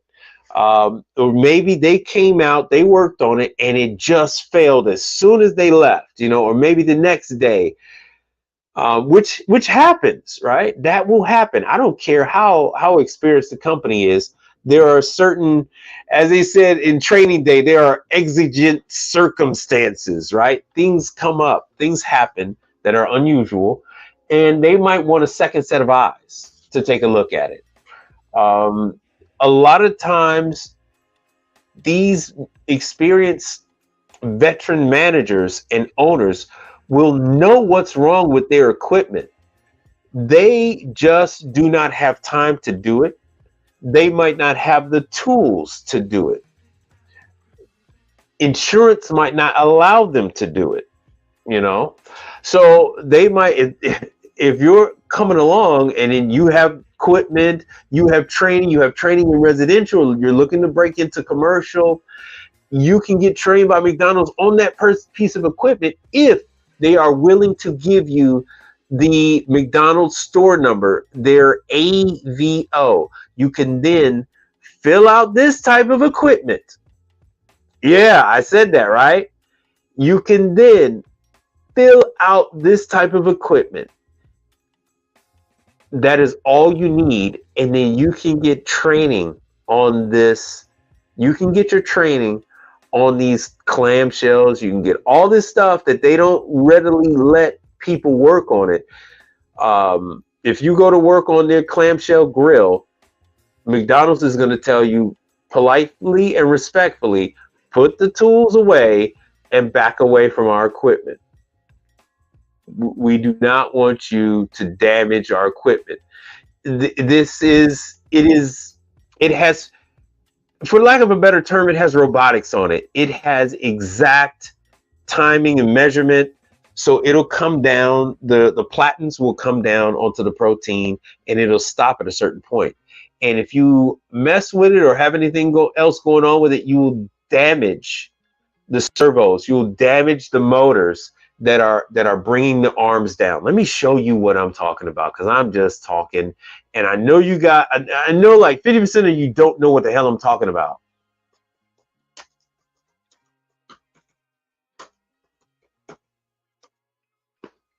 Let me see if I can find a video.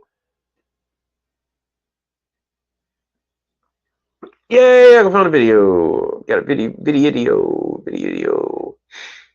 So, and it's not just McDonald's. It's not just McDonald's that have these. Video. There we go. Why would you do this to me? Man, is it that they don't even want you guys to see it? All right, I'm gonna have to skin this cat another way. All right, hold on one second. YouTube Garland.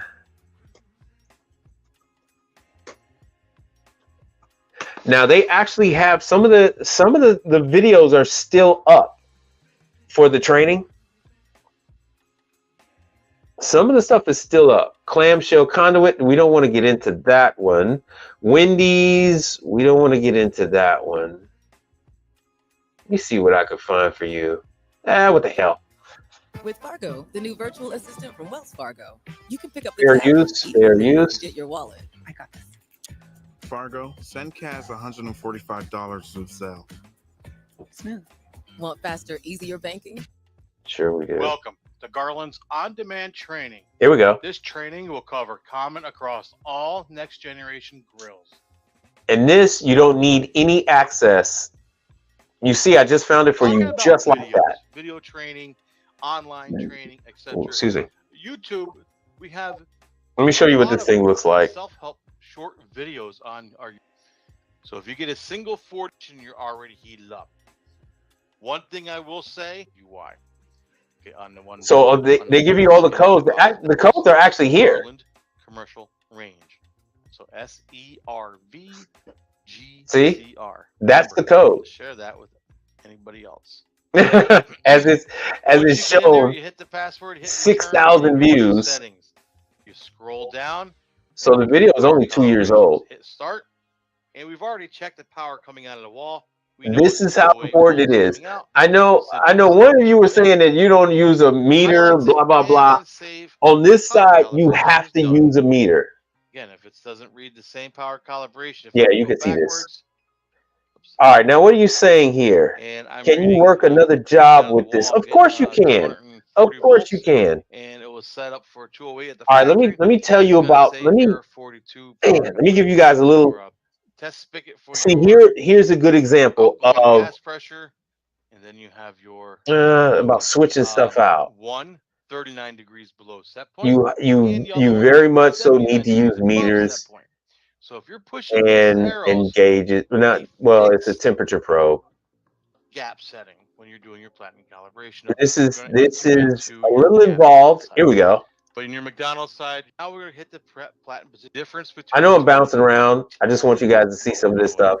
And we're using because there are a multitude of adjustments that are to be made. To it, then you have to check the unit, the platinum. I'm really just trying to find one where they're showing you how the damn thing works. This is in the up ready state in the go screen. So what you're seeing here, a little lower than the right platinum. It doesn't look aesthetic. And I'm going to address this question. The griddle itself. That's saying that hey, this is hot. Let's just say it's at 350. Undercooking or overcooking. Then what the arms of above are called platens. The arms themselves are at 350, or they have a certain temperature. So the arms come down and they squeeze the food, whether it's chicken, whether it's beef, chicken, beef, or fish. And so it's cooking at the top and the bottom. And they have greatly reduced the cooking time. So you would think that they're microwaving your food, but they're not microwaving your food. They're heating it from above and below, reducing the cooking time. You go into settings, and I'll let this play through so you can see exactly how that works.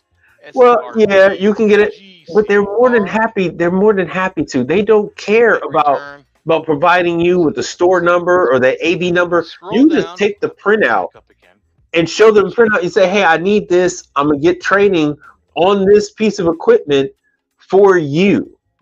And they're like, yeah, sure. All right, cool. Here's the number, because they can't do anything with it. Now, can you guys hear me okay? Is this a little distracting for me to talk over this training? Because I could turn the training video down, the volume on the training video down. And I'm going to address this too watchful. I'm going to address this comment right here. So let me know. So factory is the first. Yes. Yes, you can hear me, or yes, I need to turn it down. A few pages in it. Password. You can change which one? Password. Don't which one? Change passwords. I can still talk. Change your password, I guess that's yes, I can still talk. To what the manager, owner, operator wants, and then you leave. I have throughout my life. I started this when I was 15 years old. Okay, good. I started this when I was 15 years old. It was not really something that I wanted to do. You know, I was like, I don't want to get my fingernails dirty. I don't want to, in Chicago, you'd have to deal with, it's not like here in Houston where everything is new. In Chicago, you might run into the occasional mummified roach. You're going to run into locations that have roaches infested with ants, that type of thing. So I was like, I don't want to deal with it because being younger, I didn't want to, I wasn't comfortable with just packing my stuff up and leaving. Now that I'm older, if I see a place that's not up to snuff, I'm out of there. If I see the floor is greasy and there's, if I see a rat run around, deuces, I'm out of there.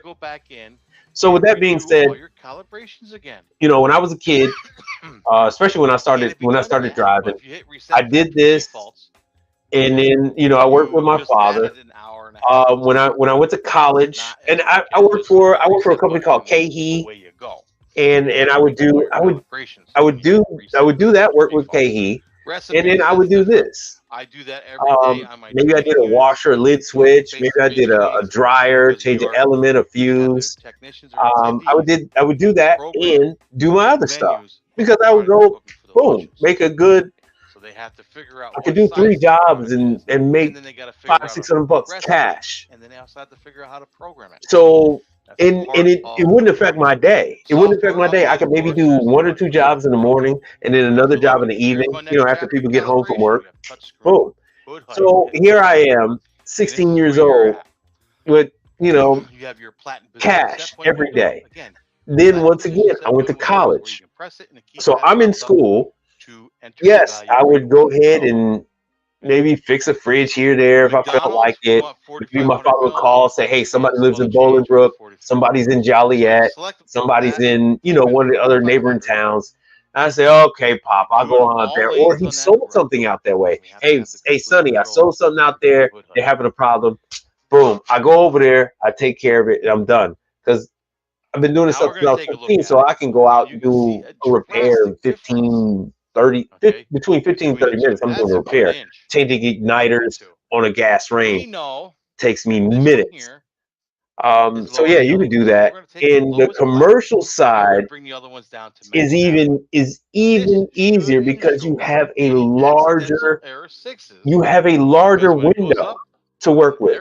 On the commercial side, is it simply a they receive timeout, deliveries during the seconds, and morning that hours, target? even if they don't open up Or until afternoon if the or kill switch evening. or over travel Someone switch is open there up, to receive it's not allowing the power deliveries to from go to the Cisco. motor, Someone is which there to means receive that the drinks from the Pepsi movement will or never Coke. reach its target within Someone is 30 there for the seconds. There's no CO2 power to guy. the motor. Someone is there to So let again, in Ecolab lower, to we spray for lower all the other patents to pesticides. the lowest So you patent. have this whole We don't huge range, between and then you prevent even pollution have there. Next. overnight.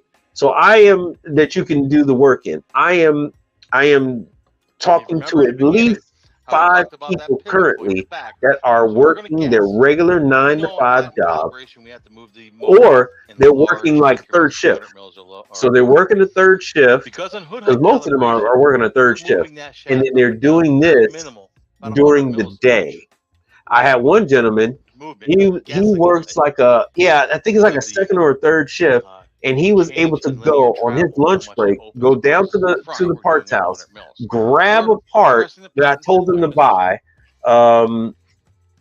We're going to type in a lower Right before his lunch break coincided with them closing, check mark, so he was and it's gonna able to look at go 4400. and grab the parts You right can before see they here we're closed at 5. closer, but we're But still for about him, a it was his lunch quarter of break. an inch to a half inch. So of it space. is So we're gonna do perfectly it again. fine. It is perfectly Go for the fine. It 300 works mils, very hit the well enter, to have and a we're going to see job now we're that just a little maybe bit fast. that's your healthcare. So To we have know a we need job between where 4300 and like I said, this 4400. is We'll take a guess. maybe that's you got little 4320. kids, and maybe that's where the daycare is at. Some of these jobs they are. If you have a job where you're working for a Really close, we're school, just slightly below. any type of So university because or a we're high going to move it school in or large anything like increments, that, and you can they will pay for your kids. Your kids could go to school for free or for like most of the tuition you paid. can see here that space, And that's maybe you need to about keep that 12 job, to 15 mils. and now That you're is going enough to learn the cause for a commercial side problem, of things. not to So be when you're caught not, doing your when gap you're not calibration. working for the school, Because if you use the arrows, you can go ahead you're going to turn and do around and this. have the Maybe you go motors work on some deep misread fryers correctly, in like the we just evening. did here by moving Maybe it in a small dishwasher, that type of increments. thing. So what we're going to do You have now a is lot take of that on hood opportunity, height a lot of calibration. opportunity with this, especially on the Let's move it commercial in side that large you increments. don't have So 4320 might with be residential. correct, So you don't but we're going to residential. Nobody exaggerate a wants you in little their bit. You can home see here after 7. 4308 and 4320. That's a big And difference with between commercial, So we'll make an you can exaggerated go in number. there after 7, Press the platen position right? set point window, So and we're going to you turn work around either and 6 type to in 2, right? So 3500. Get that to move that is a perfect. That is 1,000 perfect. mils in one direction, You know, or over 1,000. that is wonderful. So you have the rest of the time where you can get And parts then we're and going to do type in whatever, 4320 you get what again, you need done. because that's where we think it is. You can still Moving call pretty tech close. We're support. not going to check it until it stops moving. It's You more can see difficult if you're 4323 working and during the 4320 day within 3 mils. for your day And job, then go back up and then again. you're doing Now it's this nice work and in the even. evening. That If you're is the reason working why during we're the moving in large day increments. and then you have to do in the evening, you can't get a hold of tech support. You're Make more sure we reliant move on that in this, large on these increments. videos that One you thing see I did before forget you. to mention You're more is reliant we're on separate the the tech valve guides and that the you got to platen print out or after save as a it's PDF. sealed. But if you're I wanted working, to make sure I mentioned that because late shift, so you have to replace the seal. then you can call tech support. You can get a hold of tech support early in the morning. You Once can get a you're hold of tech done, support in the afternoon. So you're gonna go golden. back down to your You're golden. So you still have your screen. You're gonna press support from your apply regular calibration. job. Gonna say calibration All right. applied, So and and I'll give you calibration. guys the link Going to to do that this, on every and you'll be able to find the motor, other every stuff. lane, even the one you did not change. And like I said, once This once way, once you get to stuff like this, this is a little bit of rarefied air. I don't really show you guys more on the clamshells and combi ovens because those units are a little more involved. Those units are a little more involved. There's quite a few redundancies for safety, and those redundancies that's where you run into all of the issues because it's so much circuitry involved. Let me get out of here. Let me do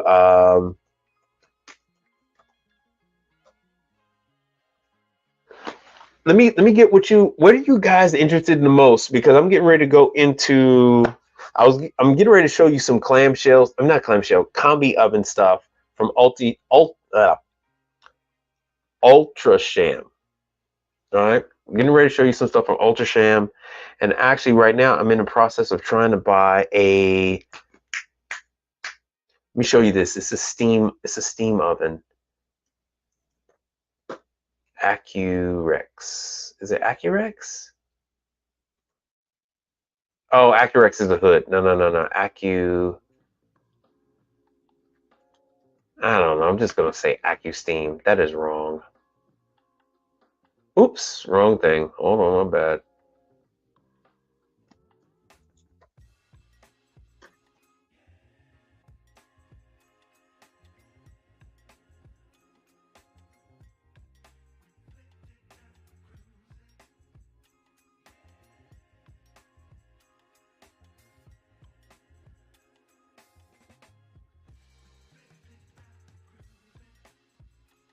Make a training class. My bad. I'm trying to show you this other thing, and I'm on the wrong tab. Now, you want me to make a training class? I'm at the wrong stage of my life for that one. Let me just tell you. All right, hold on one second. Oh, I need to add. Now. Hold on one second. Yeah, I'm at the wrong stage of my life for a training class. I have no patience. I have none. I have no patience. You have no idea. You have no idea. All right, hold on one second. Let me go. I'm back at the FryMaster, and let me show you. Damn it! I just had it. AccuSteam or something. I've seen. There it is. AccuTemp. I've done a video. I did a video on Instagram with me working on some AccuTemp units. Has anybody ever heard of AccuTemp?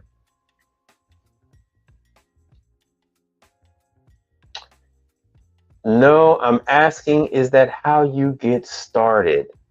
Yeah, you get started with the training class. You definitely get started with the training classes, because you have to know what parts are what. You have to know what you're dealing with. And here's the other thing. There are thousands of pieces of equipment, and I'm still waiting on y'all.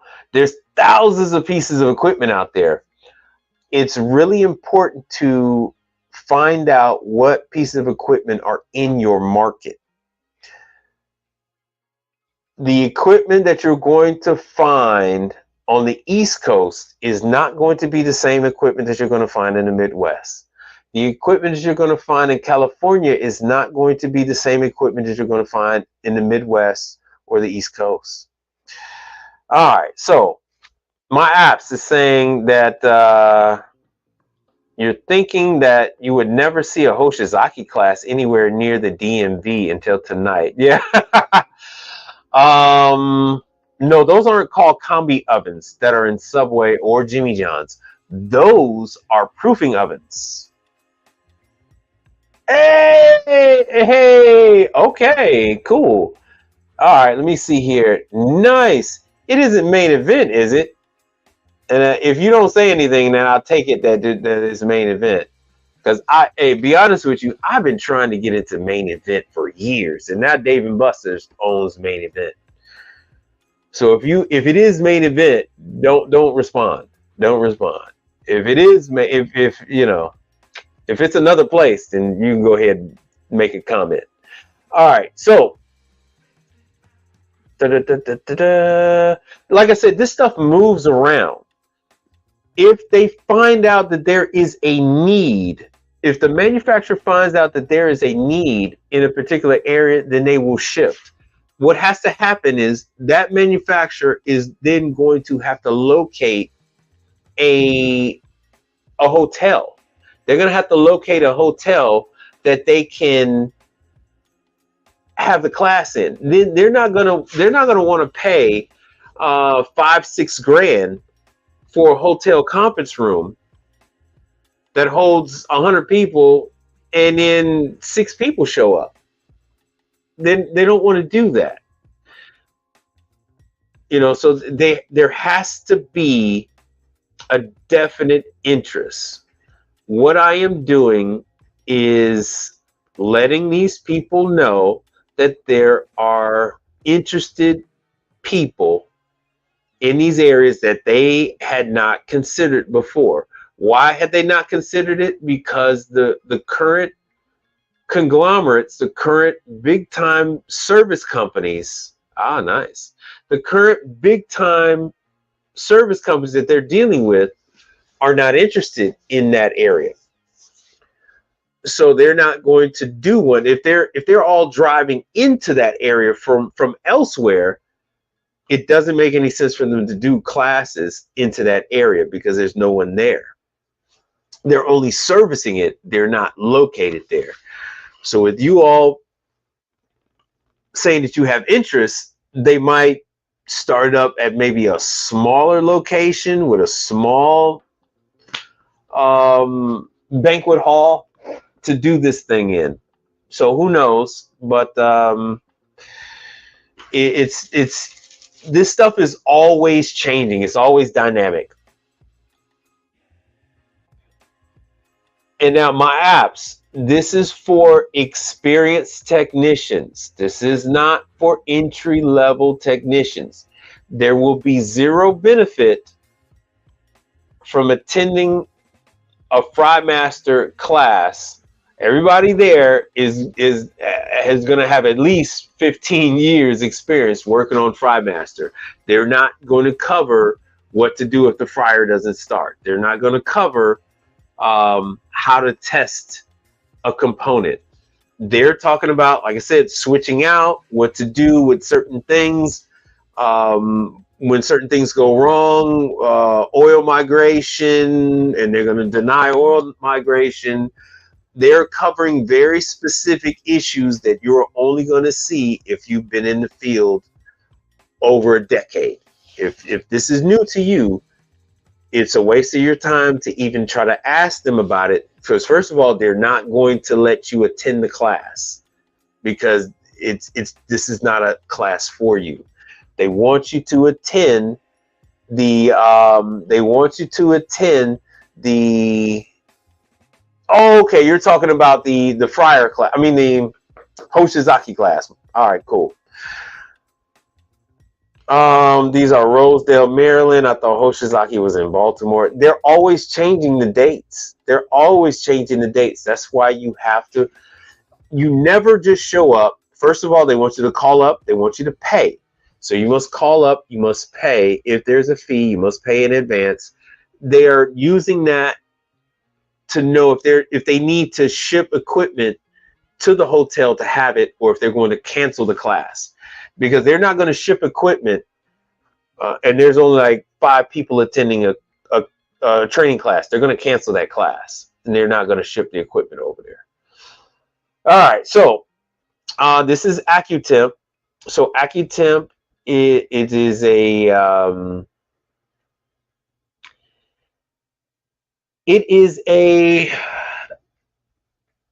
very reliable brand of equipment that does only hot side. They use steam griddles, they use steam ovens. In my opinion, very reliable, extremely reliable. Not very well taken care of by people who are not technicians. They will take out the steam ball, the float assembly. They'll take, so now they're trying to compete with with Garland and Taylor in doing these clamshells. So even if you have, this is something that you need to know, even if they have a gas griddle that uses, in combination, it uses steam. So even if this is a gas unit, the top platens are going to be electric. And see, they say upper heated platen, because before they used platens that would push down, and that would help cook the food faster. But they found that it was exponentially faster if they actually added heat. No one has devised a way for the top to use gas. Everyone's platens use electricity, 220 electricity, sometimes more than 220. But I will say AccuTemp is one of my favorites. They make everything from, units that, as you can see here, they have some units that just do eggs. They have some units that, as you see here, they're doing burgers. So Freddy's Frozen Custard uses AccuTemp. So they'll have 2 AccuTemp griddles, and then they will have Hoshizaki prep tables. They'll have Ultra Fryer 23s. I understand now that they are switching over from Ultra Fryer to another brand. I can't recall just yet if it is Henny Penny. I can't recall. Don't hold me to that. I don't know if it's going to be Henny Penny. I am also Team Henny Penny. I like Henny Penny. Frymaster is king. Frymaster is number 1. But this you will find. Let me see if I can find the. Then they have the tilted skillets. You'll find that the tilt skillets and kettles. You'll find these in universities. You will find these in some of the larger chains will have this, because you're talking about making a huge amount of food. This is when they wanted to turn out the exact same way using steam. They're able to achieve this. These are very simple to install. I actually like, and so I was actually afraid to install one of these, and once I installed my first one, oh man, it was love. It was love at first sight. Platin's grills, and here's the steamers. No, I want more steamers. They have more steamers. They have more steamers. Let me just Google it. AccuTemp is big on. They don't have any training. But what they advertise is they have a lifetime supply of tech support. So you can call them 24 hours a day, 7 days a week, and they will answer your call on tech support. You will get a live person on the phone, say, "Hey, what's your problem?" And they will walk you through it, no matter what your level of proficiency is. They will help you. Of course, they have tech bulletins, but I want to show you some of the other stuff, because they got some. Oh, wait, you know what? Maybe that's AJ Antunes. Damn it. I think that's an AJ Antunes that has some of the other stuff. But the vast majority of, and you're not going to have any problems with the damn griddle, but the vast majority of the problem that you're going to have with the steam ovens is that the customer does not clean it. You get a lot of residue from food left over, and it prevents the float from moving. It'll stop. It's like a buoy that's on the inside, and when that float goes up and down, it registers to the computer on the side, hey, it's safe for me to close, because this is a pressure cooker bomb, like what happened in Boston with the two brothers in Boston. This can be very dangerous. The door will lock or can unlock, and if it explodes. There was a kid in a restaurant, and I say kid, he was like in his early 20s, and he is now deaf because someone rigged the pressure switch, and it caused the unit to overpressurize and explode. No one died, but it caused him. He was the closest one to it, and it caused him to go deaf. So this is nothing to play with. Never rig any of these ovens. Never rig. People's lives are in it. Minimum wage job, and now this young man has to have a hole in his ear with a plug and that hearing aid device attached to his ear for the rest of his life, because some idiot rigged up the oven so that it would work. So please don't do that kind of stuff. People can get severely injured or worse. All right, so now, where do you find what state area uses for what type of machines? It isn't like that. It is which It is what location, what food concept is using what equipment. Different pieces of equipment will cause a recipe to turn out a certain way. They go all over the country to these different manufacturers, and they will bring their food items there, and they will cook their food on that equipment, and they will see if it turns out to the desired effect. If it doesn't, they won't even consider that piece of equipment. And that is another reason why you will go certain places and you will find Frymaster versus Pitco. Frymaster is extremely good at frying fries. They have a very fast recovery rate. Ultra Fryer, Pitco, Henny Penny, they are extremely good at frying dense items, heavy items, breaded items. That is where that brand shines, which is why you see Frymaster for a particular type of protein versus Pitco. Yes, on occasion you might see Pitco doing fries, but Pitco gives you steak fries. You will see the Pitco Solstice fryer at Five Guys because it gives Five Guys the desired effect. If you use a Frymaster fryer at Five Guys, you will end up with burned French fries 9 times out of 10. The fries, the product in an ultra fryer needs to be smaller. It can handle a lot of them, but it needs smaller items, thinner items. Pitco is the opposite. So that is why you see different pieces of equipment. It isn't about what they like. It isn't about what they want. It is about the desired effect of what that recipe item comes out to, you know. So it's the same thing with pizza ovens. So you can't, you know, certain places will never use a conveyor pizza oven. And the reason for that is that you won't get the same concentration of heat underneath the unit, underneath the food item. And so you end up with a crust that isn't as cracker-like as you can get from a deck oven, right? So,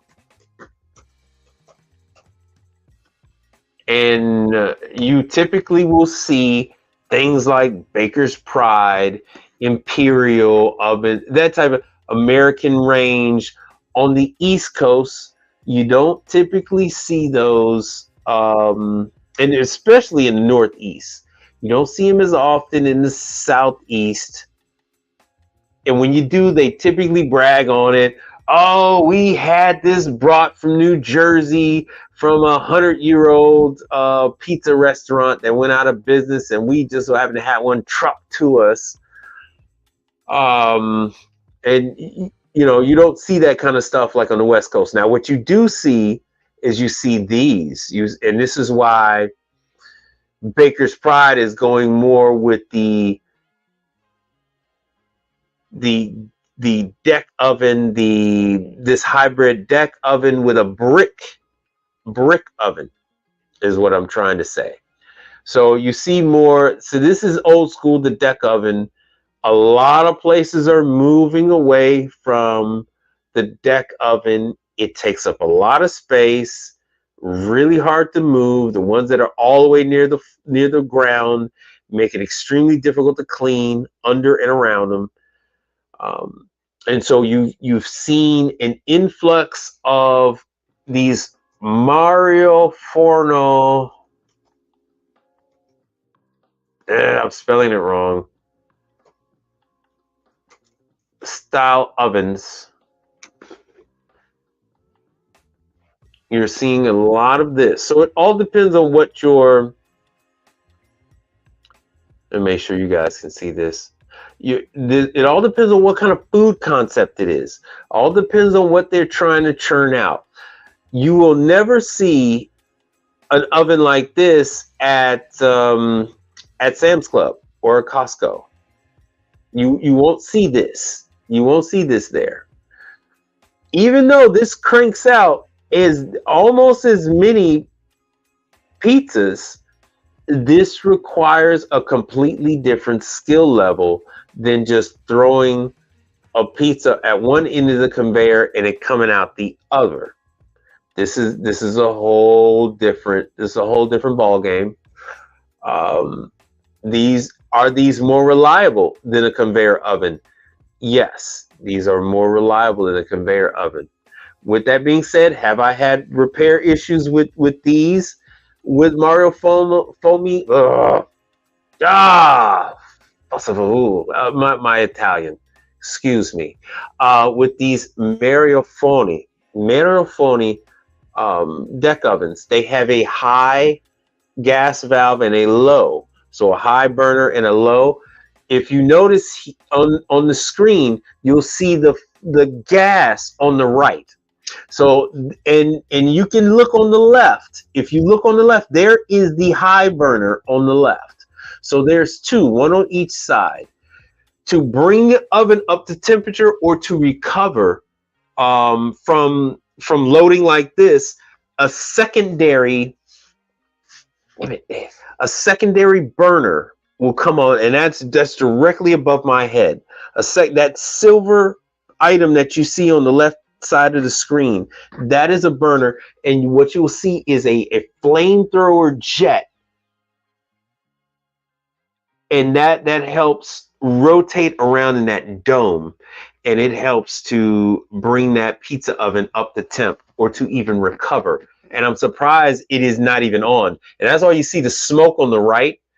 It's rotating around so you don't end up with burned pizza.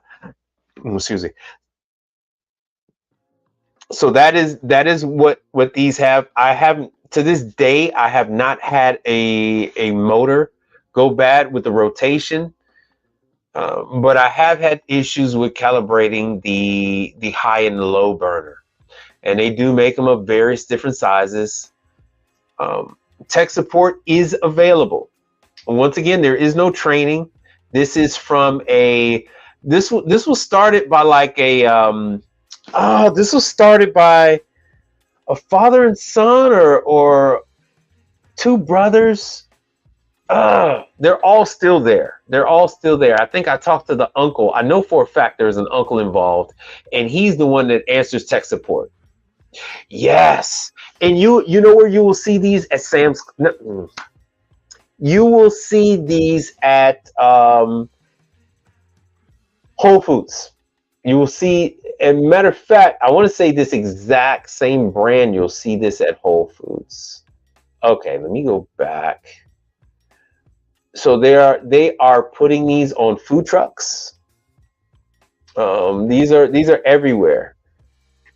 They actually have them. They have them in food trucks and trailers. Oh, there's your beloved. Oh, damn it! There's your beloved Washington D.C. And I don't know why this is happening. I don't know why it's not showing me. It's coming up domain not claimed. Damn it. Anyway, let me just blow this up. So here's your Washington D.C. These are handmade ovens. They are all over the country. I don't care. They are in Canada too. All right. You will even find these in homes. Those of means will have these. They will make them and they will deliver them to celebrities and other stuff. That's actually what they did in the beginning. They actually have plenty of stories like that. So there are quite a few. There's Cancun, Mexico. Remember it's not showing me. Remember I talked about Cancun. Oh, see, so it's taking me right to their website. See, there's their pizza. There's their pizza. The other guy must have lost his website. These restaurants are centered around the oven. It is an integral part of the business. If you are in Puerto Rico, if you are in Cancun, if you are in any of those other places, like I said, these ovens are there. You can go ahead and get your Hoshizaki training. You can go ahead and you will be invaluable to these locations. Look at that, Puebla, Santa Fe, Cancun. So they're taking care of all your high-end resorts, all your high-end resort areas. That is what they're involved with. So money is not an issue with this type of clientele.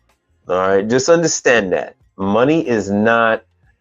They're not going to nitpick with you over the bill. Ah, doggone it. My bad.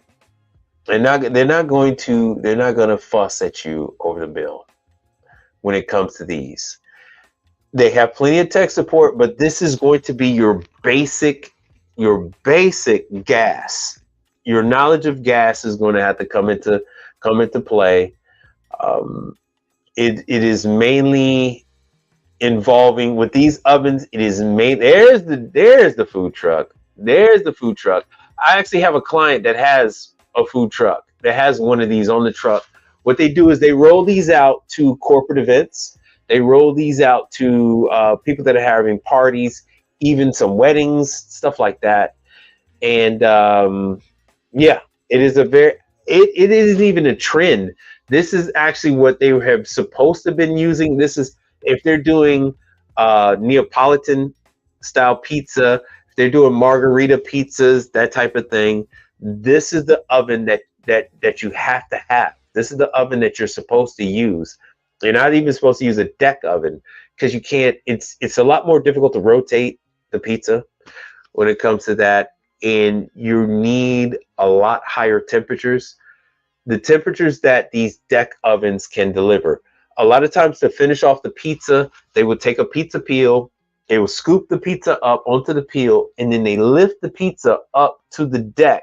I mean, up to the very top of the dome where it is 1,000. Yeah, where it's 1,000 degrees at the very top of that dome. It's at 1,000 degrees up there. Let me see if I can get into this stuff. Is any of this stuff interesting to you all? Is this, because I can move on to something else if you want. There isn't any real there isn't anybody that is dedicated to servicing these as far as I'm aware of. They will just use anyone that they can get a hold of to service these deck ovens. See, that's not old. This is from 2017. 2017, they got that out there. I think that's around the same time that this guy got his. See, they put them on the back of trailers. They roll out. It's a whole new thing. It's a whole new business that people are into, where, as you see, it is on the back of a trailer. These can be out in the open. These can be in people's backyard, so they don't have to enclose them. They don't have to worry about protecting them.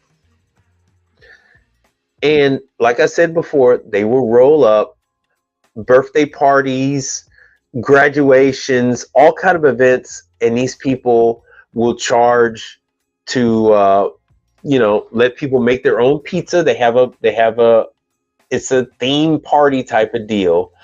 And I guarantee you, no Tech24, none of those guys want to service this.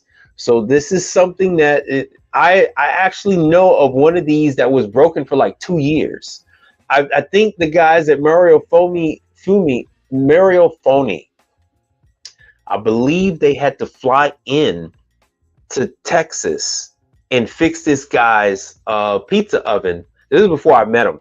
And they had to fly in and fix it for him because none of the large companies would touch it. So I'm telling you this, that these are opportunities for you. I'm showing you, I'm showing you these different things. The more you communicate with me, the more you let me know what's going on with you, the better I can serve this need that you have on the information, because I don't know what you're not familiar with. So you tell me and I can just vomit this stuff out at you. So I see now I am a few seconds away from the 3-hour mark. So if you take anything away from this, just know, Google pizza trailer, pizza party, and 9 times out of 10 you're going to run into one of these situations right here. And none of the big time guys want anything to do with food trucks, food trailers, or any of this other stuff, because it's not in a regular environment that where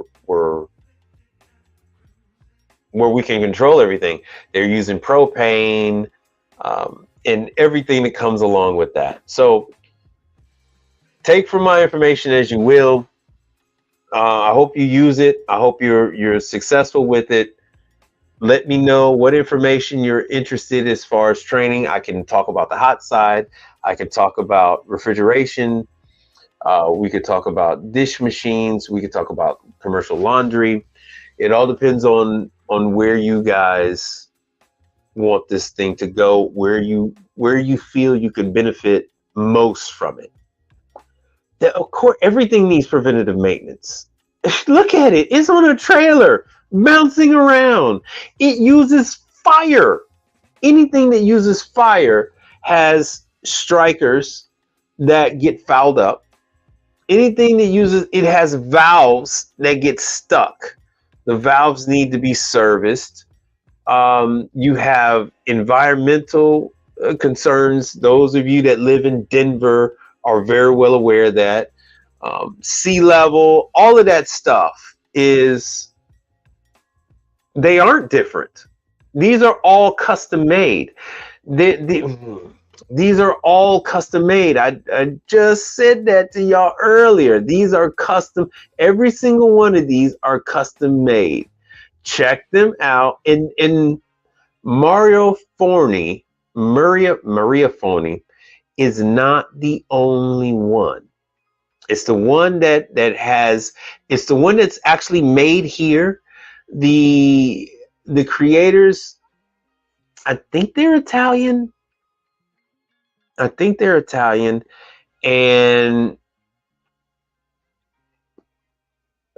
Italian, or whatever. But the other ones are handmade in Italy, have to be brought in. You need to understand that in commercial, everything is custom.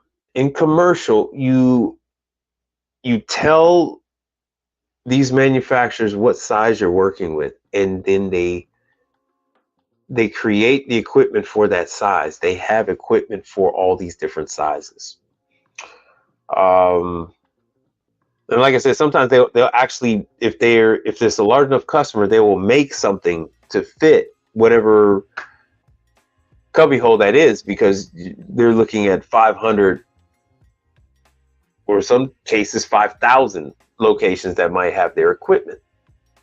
Like I said, there's one that makes these type of ovens, Woodstone, and yeah, they make it for Mod's Pizza, and now they're in Chipotle. They make the griddles for Chipotle. So we can get into all this kind of stuff. I'll tell you where they are and all that kind of stuff. But all of these things are, see, Neapolitan ovens. These are all, see, fully customizable. They are built brick by brick. But what's not built brick by brick, what isn't custom, what isn't built brick by brick, is the burner. That isn't custom. Is the controller. That isn't custom. The way it's made is, but the controls are not. That's going to be the same whether it's on a food truck or whether it's in a high-end restaurant or a resort, a Michelin star restaurant. So those things, you know, these are irrelevant situations, right? How are they different? They are not different. I do not work on food trucks. I will not work on food. I turned down a job today. A manufacturer called me begging me today. And I said, no, hell no. And I told you before, don't ever ask me to work on a food truck. So, but that's me. That is perfectly fine for you guys. At a certain point in time, you're going to elevate past the food truck. I don't care how many employees you have. You're going to X out food trucks from the type of customer that you're going to service. But when you're first starting out, you have that all to yourself. None of the established companies are going to service a food truck. No, that ain't happening. Now, so you want to talk about that? That's fine. You and then so we'll bring that up, but you need to bring that stuff up, 3 hours and 4 minutes into 3 hours and 4 minutes ago is a good time to interject with that kind of stuff. So I'm not going to do an 8-hour stream. We got plenty of time to go over this kind of stuff. You need to be ready with your questions and concerns. We can go over this stuff. I got plenty to go over that you need to deal with. See, this is a wood burning one, but it's still, and they'll have some that are wood burning, and then they have this one doesn't rotate, which is why they actually have two. The other one, as you can clearly see over on the side, theirs isn't a wood burning, and maybe even theirs rotates. So they have different things because you can actually cook. As you can see from the tray, they actually cook food in there. They could do meats, fish, that type of thing, and they'll put them in there in cast iron, and they will cook just like that. So with that, I am going to wrap this up. And if any of you are watching on Instagram or Facebook or anything like that, feel free to leave a message. Oh yeah, that's fine. That's fine. But you didn't join that late, my apps. Let me go back. You joined. You've been on here for at least 2 hours. You've been on here long enough. So, but the minute you come in, you guys are more than welcome to fire off. And I guess I'm going to have to subscribe to myself so I could join in on these chats. What are the cons to food trucks? Cons to food truck is that it's a mobile kitchen. Because it's a mobile kitchen, things need to get secured to the structure. Oftentimes, they will bolt down the equipment. So they'll take the fryer and they'll bolt the fryer down to the floor, or they'll make a cage. They'll make a little platform and they'll bolt the fryer to that. They'll take the oven, they'll bolt it to the wall. They'll take the prep table, they'll take the legs or the wheels off, and they'll bolt it to the cage. They'll bolt it to a platform and sit it on top of that in the food truck. And I'm in and out of there. I don't have time for that. Sometimes they have to take it back to their commissary or back to their home or wherever the hell it is that they park the damn thing, and then it has to be uninstalled. Whether they're going to pay you to do it or whether they're going to have whoever originally installed it to do it, it has to be uninstalled so you can get to the components. So I don't have time for that. The refrigerators are mounted, like I said, they're bolted in so they don't fall over while they're driving or moving from location to location. All those are cons. I no longer have the ability to take a unit, spin it around like I can in a restaurant. I no longer have the ability to grab a unit and then pull it forward and then go ahead and get behind it like I can in a restaurant. I'll give you an example. Let me show you my broken screen. Oh, I need to pull out my green screen, damn it. I'm gonna set my green screen up. None of my brother-in-law is gone from this freaking room. So this, let me see what I got here. This unit here, see, I was able to take it and move it out and then get behind it and see that the compressor was still running. But on a food truck, you can't do that. If you're lucky, it's just chained up. If you're lucky. Other times you have to take it out of whatever like floor bracket thing they might have made for it or something. They have to do something so it doesn't roll around and injure people in the food truck. Yeah, you're gonna have to go back for the ice machine news. I went over. You didn't really miss much because we're at the end of the first half of ice machine training, and everybody gets real busy during the warm months, and then they start up again in the fall. So there's only like about 1 or 2 classes that you're going to see. Everything else is going to be start up in the fall. Excuse me. Everything's going to start up in the fall. I don't know if you guys want me to gear the training schedule near the end of a stream or near the beginning. I'm taking all suggestions. Remember, this is still new for me. This is I haven't finished even the first, I haven't finished this second year of doing this. So let me see here. Oh, EST ovens, direct ventilation, dough mixers. I don't know anything about dough mixers besides besides Atosa's Prep All and XLT stuff. Not XLT, MVP dough mixers. I'm not really the dough mixer guy when it comes to that. And I haven't, and to be honest with you, I haven't found much training for that. The spiral mixers, there are some guys some Italian guys in New York that will talk to you over the phone and walk you through it. But for the Sun mixers, the Sunex, I think they're Sunex mixers.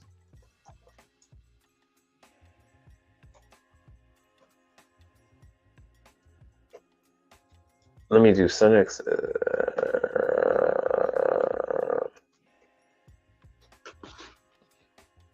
But mixers are good money. Mixers are Sunex. Mixers are extremely good money. Very few people know how to work on mixers. The guys that did, unfortunately, are passing away. So even the guys that used to hang around, the Hispanic guys that picked up a little here or there, those guys that did, they're in their 60s.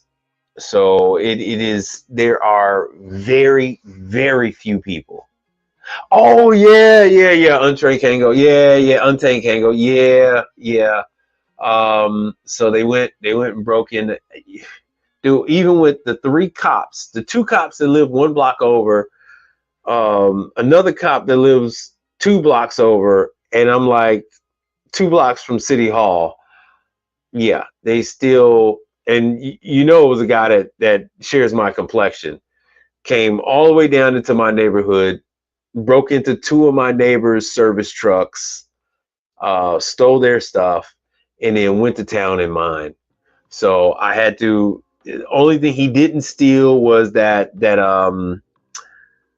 he didn't steal a brushed Gen 1 Milwaukee drill. And he didn't see. Luckily, it was a dirty Milwaukee Gen 1 work case, not the pack out, but the case before the pack out. And I had about 10, 15 of those. And I had my trim router. I had a brand new trim router in there, and I still had that very thick plexiglass that I was going to use to make trim router jigs with.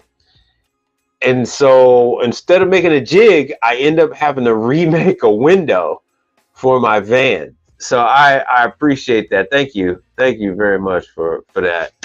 So luckily I found a I found one. Hold on one second.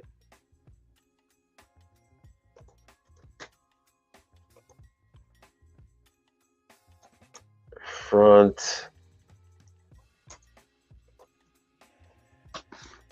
I found one. So yeah, they're like $80 with the trim.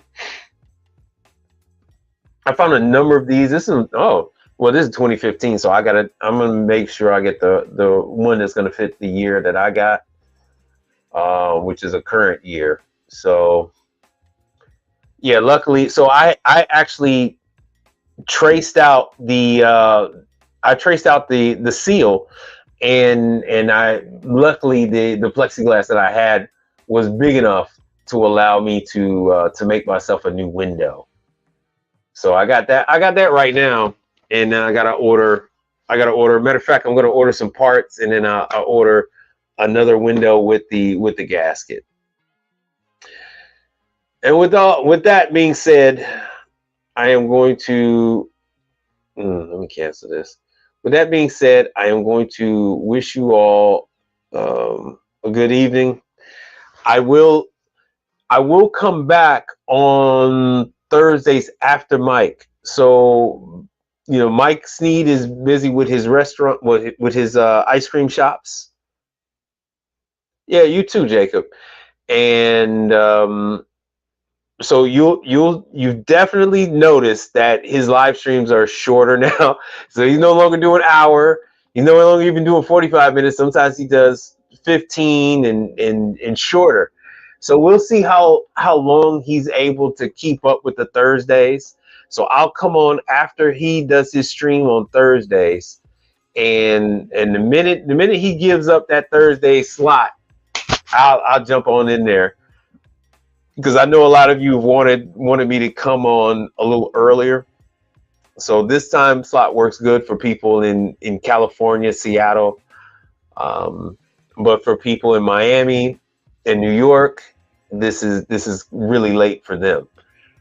So make sure you follow me on Instagram. Well, let me make this bigger. Make sure you follow me on Instagram. And let's see here. I'm on X, which is Twitter. What the hell is this one? There's the Facebook. So Facebook, and you can message me on any one of these platforms, whichever one you're most comfortable with. I do respond. I do answer questions. So feel free. If you do want to follow me on any of those other ones, I can do that.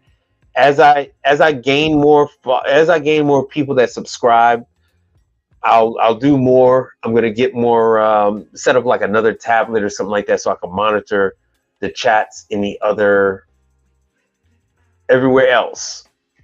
All right, so I can interact with everybody. And with that, I am going to wrap this up. And I'm going to say thank you for being here, and I wish you much success on your journeys on the commercial side of things.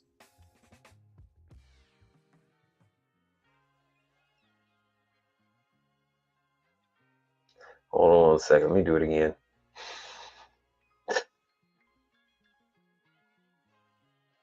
Like, share, and subscribe.